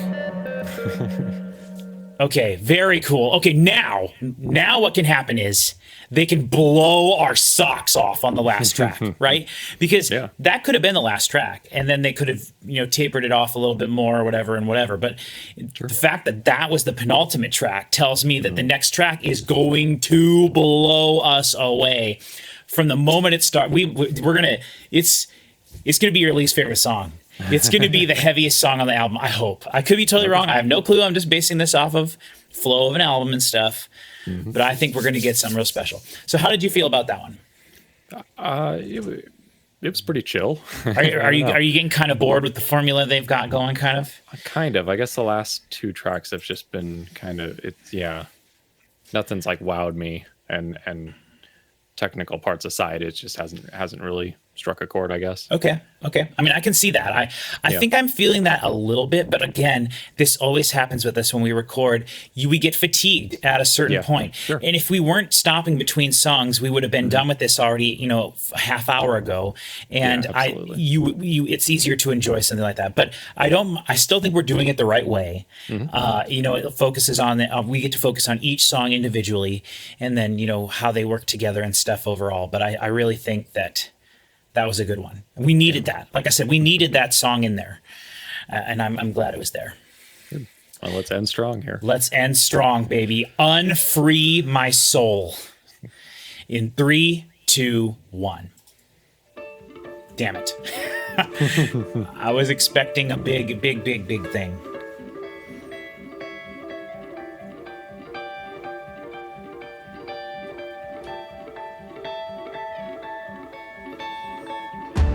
Tonight's the night that I need saving. Tonight's the night that I belong. Tonight's the night that I'll be craving. Peculiarities in which I defy. Unfree my soul at last. Throw away my outcast. I have Is this the vocal show-off song? I mean, that's the high note I think you can hit. to reside in the world of the dead.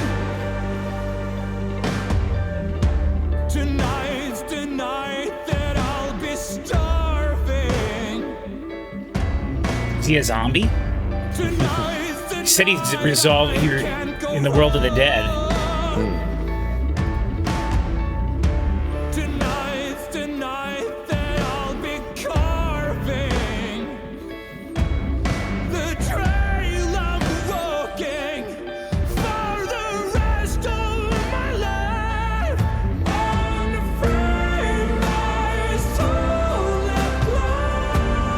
It's catchy though, you gotta admit. Sure, yeah. Kind of hard to sing along with. Yeah, very hard.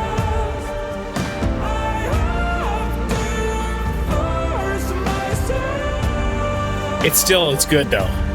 You know, it hasn't. There's some bands just don't want to make catchy music, and I feel like the last couple songs haven't really been that catchy. I love when everything goes away and he just keeps singing, and it's just like, what are we gonna do? What are we gonna do? Follow the moon tonight, 'cause I've been holding on in vain.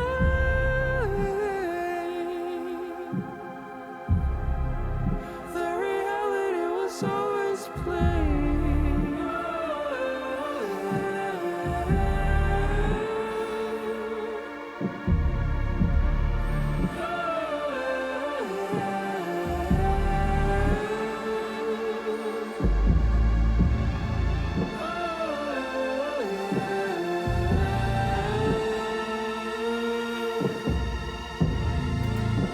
So now I'm saying it better get big.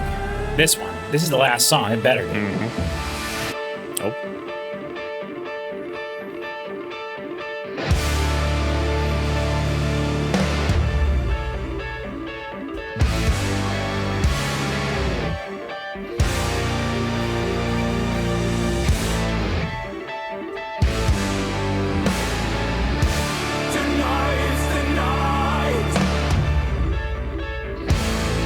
Like Journey.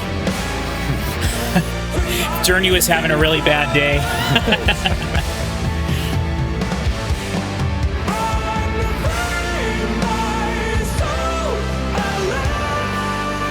I found a Journey shirt yesterday at a garage sale, but it was a small. I'm like, I don't know anybody that could wear this. Who's a small? Nobody's a small.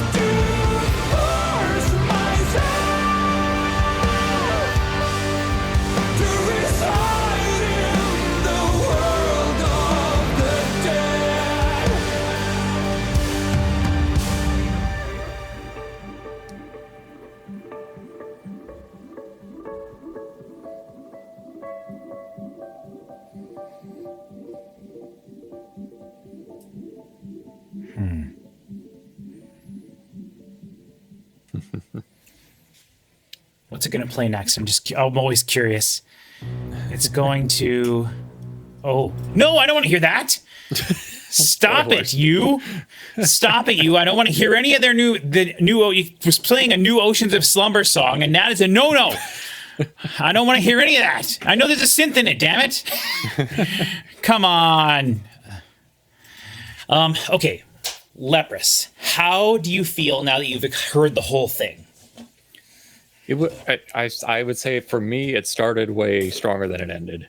Now, do you think that the songs were better at the beginning, or were you just getting used? Was it just like the shock of what they were doing? I feel like they had more interesting things going on. Okay. I don't really know how to, just in terms of the instrumentation and stuff, but I don't know. Like, I really like Silently Walking Alone, and I liked Atonement. And part of that, I think, was fatigue getting through the album. Yeah. For sure. and part of it was the songs were longer in the second half. All the first 5 were 4-minute songs. The last 5 were 6-minute songs. And so I think there was some fatigue within each song. Okay.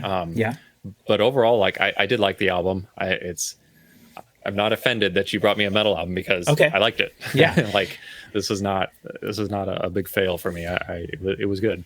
Yeah, I mean, I was just so curious, and then once you said, "Yeah, I'll react to something with you," and you didn't even ask what it was, but I think you know that I wouldn't bring you something that I. The only time I would bring you something I think that you would hate would be if it would be funny for us to listen to it. You know, a single track. Yeah, and it would just be a single track. It wouldn't be a whole. I wouldn't force anyone to listen to a whole album of something I thought they would hate, but like, I do think that. Part of what you said, I do agree with. Like, I do think the first half of the album is a little bit more interesting. Like that sound in, I think it was "I Hear the Sirens." Yeah, was just right. I mean, just here. I'm gonna play it again. Nope. My Spectre is My Spectre. That. Oh yeah. The ping. Yeah. And I was like on board with this like being a concept album of like underwater or submarine adventure or something like that. And then but then like, you know, I'm trying to read through the lyrics and I'm like, I'm not getting it. Yeah. So it seemed like there's kind of a theme in like at least like 3 of those songs in the album art.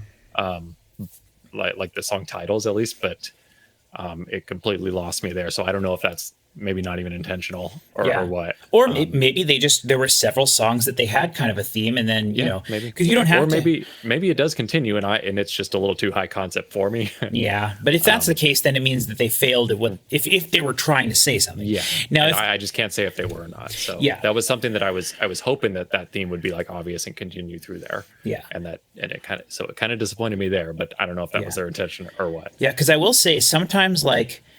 And I'm sure you were aware of this too, like as a creative person, sometimes having something as a starting point is like really helps. And if it can be enough inspiration for you to do like a whole concept album, then you're golden, like you're set for it.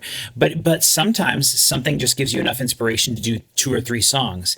Sure. And you know, like and it's actually funny you mentioned that because I just mentioned doing the Simone Simons solo album, and Epica has songs that are called like part 1, part 2, part 3, all the way up to like part 12 on some of them. But the thing is, they are stretched out over 20 years of albums. So they'll have like Kingdom of some Reckoning part 1 in like back in 1997, and then part 2 in like 2004, and then like part 3, 4, 5 as a 3-part set on like this thing. Oh, I love that. Well, it just continues across their whole career. Yeah. And those are very heady lyrics as well, like just cosmic, like, you know, all this stuff. But so like once I get enough, do they release a compilation album of? They've never done that. Haven't done that, cool? But that would be really cool. Yes, but to my knowledge, they've never done that, and I'm sure there are playlists of that on their thing. Sure, but, I guess these days you can do whatever. Yeah, you want, right? but so okay, let me talk about this album just real quick. Yeah. So I think this album sounded as good as it possibly could have. Like from a production standpoint, I cannot complain about anything. And like I just listened to an album last night, Winter Sun's new album, where the vocals were below the acceptable threshold. Right. So to me, there's like threshold of what? What do you mean below? Threshold of volume. Like, oh, okay. They were below the acceptable volume threshold for vocals. Like, and that's a metal band? They are very, you would not like that. I didn't even hear what band you Winter said. Sun, yeah. It's their, but anyway, people have been waiting for this album for 12 years. The first part 1 came out in 2012, and now to the 2024 part 2 comes out. Gotcha. But like, there's Chris Parker and I always talk about the pocket, right? You have a pocket of acceptable vocal volume, right? In some styles of music, the vocals, like pop music nowadays, is just vocals and drums. That's pretty much what it is. Anything else is just sort of superfluous, and the other elements of the song might be what makes it different from the other songs.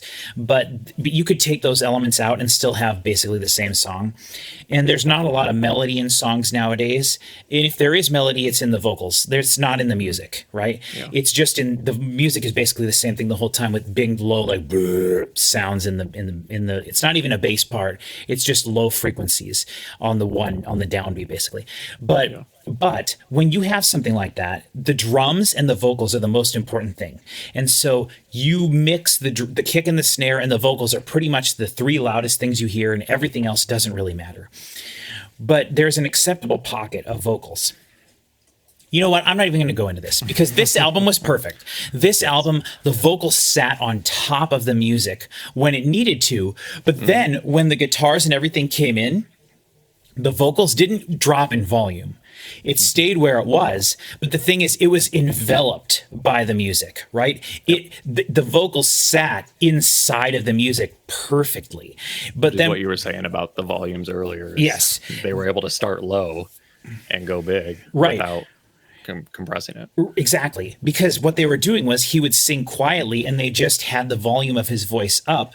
But because he was singing quietly, the volume isn't going up. It's just, right.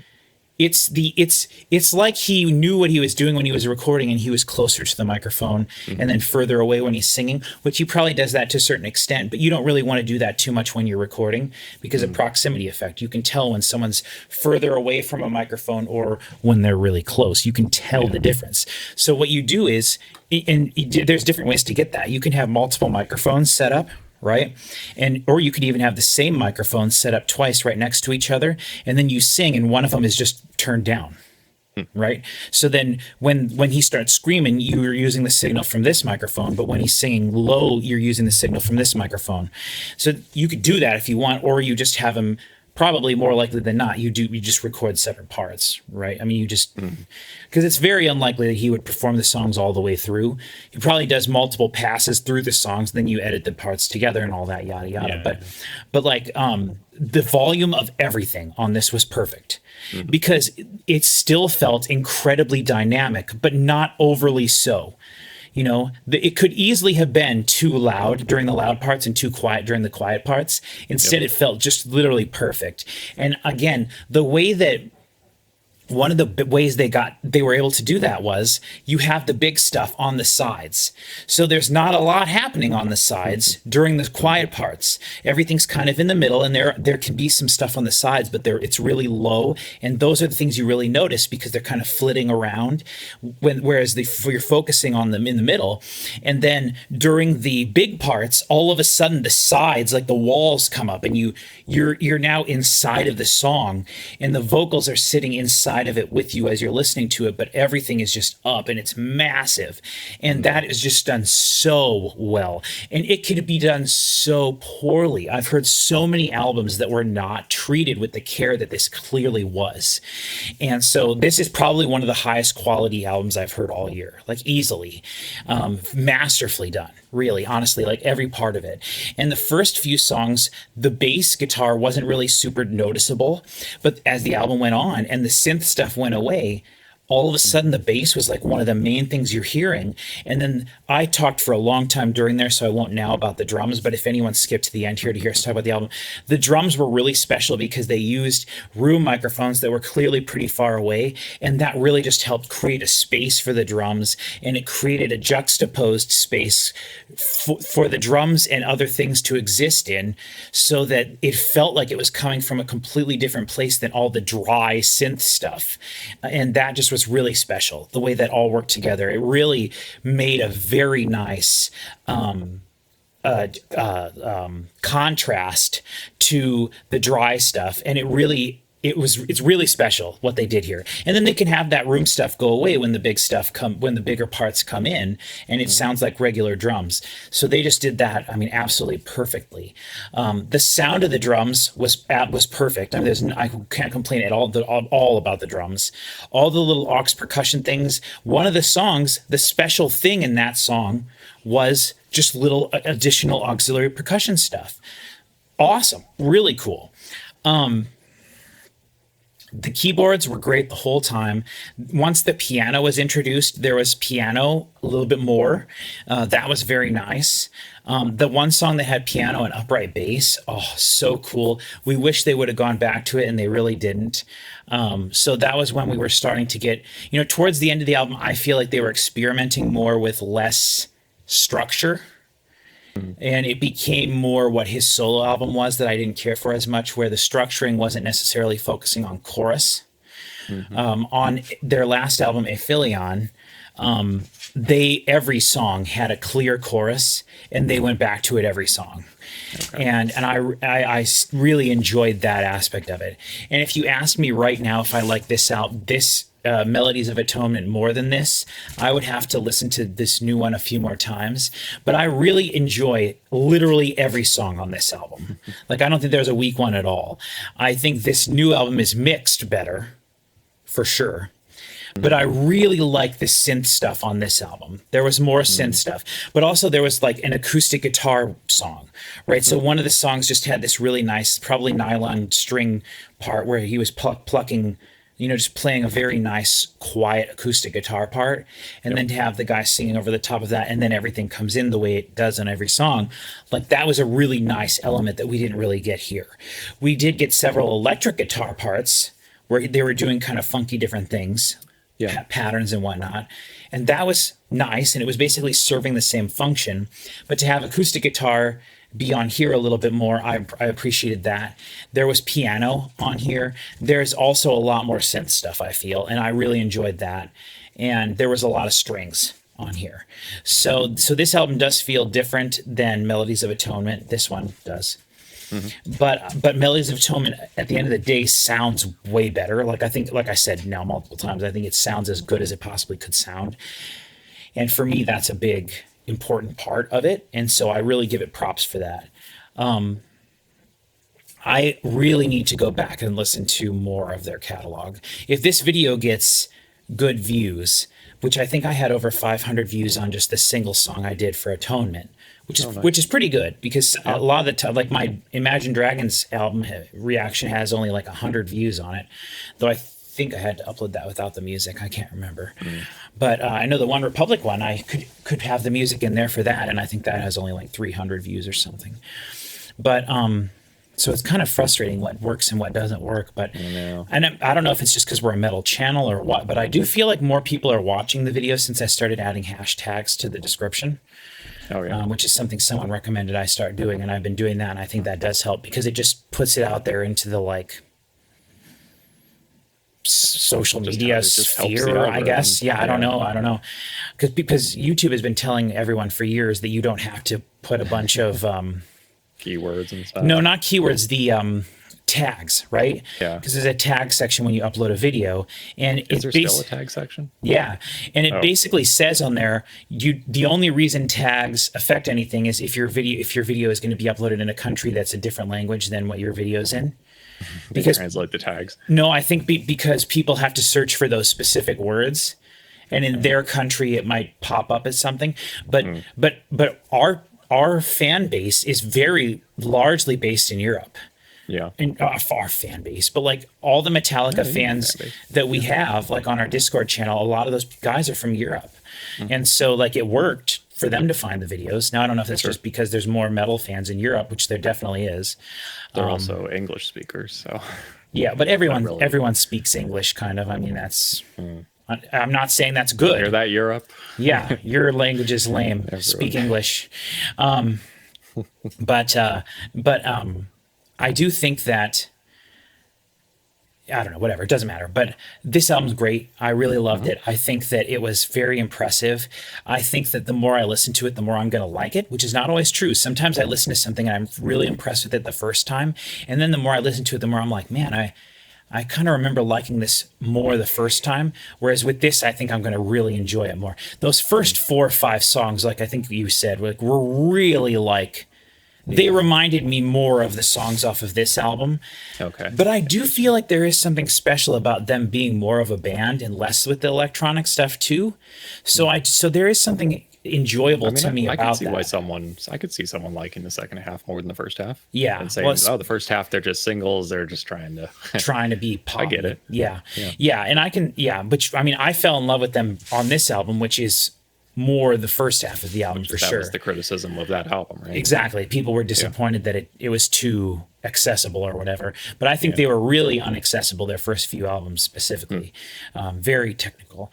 And this stuff that, because even like every time the guitars came in, they were not playing simple things. Like they were playing, I guess, sort of simple things, but the rhythm was always complex. Like when they would come in and do accents was never where you expected them to be. They weren't just on the 1 and the 3. It was always an interesting feeling beat, I guess, and accents with the guitars. And that's where the technical part of it comes in, and the prog part of it comes in, because that's just a signature of like the technical part of it. So I really like this album a lot. This is going to be in the top half of my list for sure, unless we just get so much great stuff.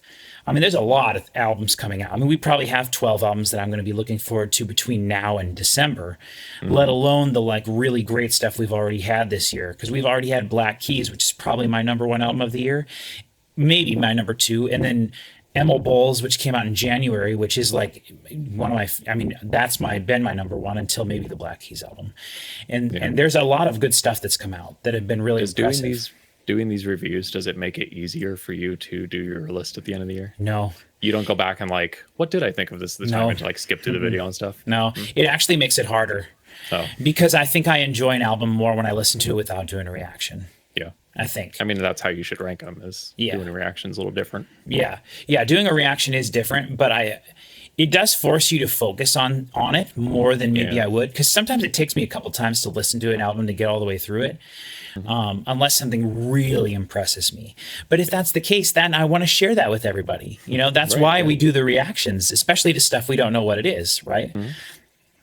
I mean, half of the point of the channel, well, maybe more than half the point of the channel is to like listen to stuff that it's silly I haven't heard yet. So like fill in the gaps of my music knowledge, or you guys too, you know. But I like doing stuff like this where it's brand new stuff, because I just feel like so many people refuse to listen to new music anymore. And I just hate that, you know, because a majority of everything I listen to is just new every year, you know? Yeah. Hundreds of albums I listen to every year that are new. So, all right, though, we were kind of rambling now. So let's end this. Thank you very much for joining me, Cody. This was unexpected and something that I think we had a lot of fun doing. Yeah, definitely. Okay, so we're back. We're back. Okay. Yep. I just went to look right now. We have passed 5,000 subscribers. Hey, I just got on my phone to look, and I got a message from YouTube, and it said, "Congratulations, you have 5,000 subscribers." We have 5,006 subscribers right now. So that's awesome. Sweet. So in the last 7 days, we've had 6.6 thousand views, which is pretty good, because our Deep Purple video is doing okay. It's got 600 views on it. But for the most part, interesting. So it said, so I clicked on analytics. So in the last 7 days, we have 1.4 million views total, 30.8 thousand likes, 11.4 thousand comments, and 1.2 thousand shares. So that's a pretty low number. We need to tell people to share stuff. I don't know how sharing works on YouTube. Well, I think it just means if you click the share button and copy the link, that's one, I think. I don't know. I copy the link from the address bar. Do you really? Yeah, sure. Oh, I don't. I always go to share. Oh, really? Because you can also share with the timestamp, you know? Yeah. Oh, yeah. So here, this says audience, age, 27, interesting. 27% are between the ages of 18 and 24, which is crazy because I'm 37 and you're 34 or 36 or 35. Yeah. But that's kind of a low percent. I mean, 29% is 25 to 34. There you go. 25% is 35 to 44, which makes sense because Metallica, you know. This is a really evenly distributed demographics. Speaking of, except for male and female, probably. Male, 98% male, 1% female. I've never seen a female comment on Discord. I don't think there's any there. And so that's interesting. Geography, 33% United States, 4% United Kingdom, 3% Canada, which is interesting. I would think a lot of that would be from Europe, but it must be, because if only 33% is from the United States. Yeah, how come? Well, where's the other percentages? I don't know. Is it all like 2% countries? I don't think I can click on it. I can't click on it anymore, but weird. Yeah, very cool. Very cool. Yeah. And because all my most viewed videos are those like Joseph Hall videos and stuff. They have like 1.4 million views or whatever on there and stuff. So like that, none of that, all that stuff has nothing to do with nothing. Views, right? So it's like, yeah, that doesn't count. But like, yeah. So, which I did notice a couple of the other day, someone sent me a screenshot. Our 72 seasons Metallica reaction has 72,000 views. So 72 seasons has 72,000 views, which is really awesome. Yeah. And also, someone, I don't know if I ever told you this, someone sent me a video clip on Discord of a YouTuber who is looking at Metallica reactions. Yeah. And they were just scrolling through Metallica reactions, and one of our reactions scrolled by it. And he was like a very famous YouTuber that I've watched his videos before, and I was like, we were in one of his videos, which is really awesome. A ringing endorsement. Yeah. It was there for a second as he scrolled by it. But he was like talking about people's reactions to Metallica, and our video was 3.5 hours, and so he wouldn't click on it and mess around with that. But like, so okay, all right. Anyway, we've just spent like a half hour talking about not Leprous. So I don't know how much of that will stay in. I'll probably cut some of it out. But thank you everybody for watching. Let me know in the comments what your favorite song from this album is, though it's probably going to be Atonement because it's the best one, or that other one with that cool thing. Thank you so much, Cody, for doing this with me, and we will do a bunch of fun stuff. We got so much stuff planned in the future, and if nothing else, we've got a lot of great new stuff coming out. Plus, we're going to try some new things coming up here in the future. So everybody stay tuned. Join the Discord. Links in the description. We have lots of fun stuff that we do there. We do polls and things on occasion. We haven't been doing it as much, but we'll see what happens once I get through this last sort of phase of chemo treatment and stuff. I think I'll have a little bit more time to dedicate to the channel, and I want to try to at least put forth some effort to growing the channel and seeing if I can start to somehow make a little bit of money from it, and if we can start some new series of things that we can kind of move forward with people being able to expect these types of videos from us, and people like it, then we might be able to, I would feel better asking people for subscriptions to subscribe. Yeah. It's hard to say, like, when you post one video every 3 weeks or whatever, it's hard to tell people to look forward to something, but you know, people can tell by watching the videos how much effort we put into them, which is a lot. So thank you everybody for watching, and we hope to see you around next time.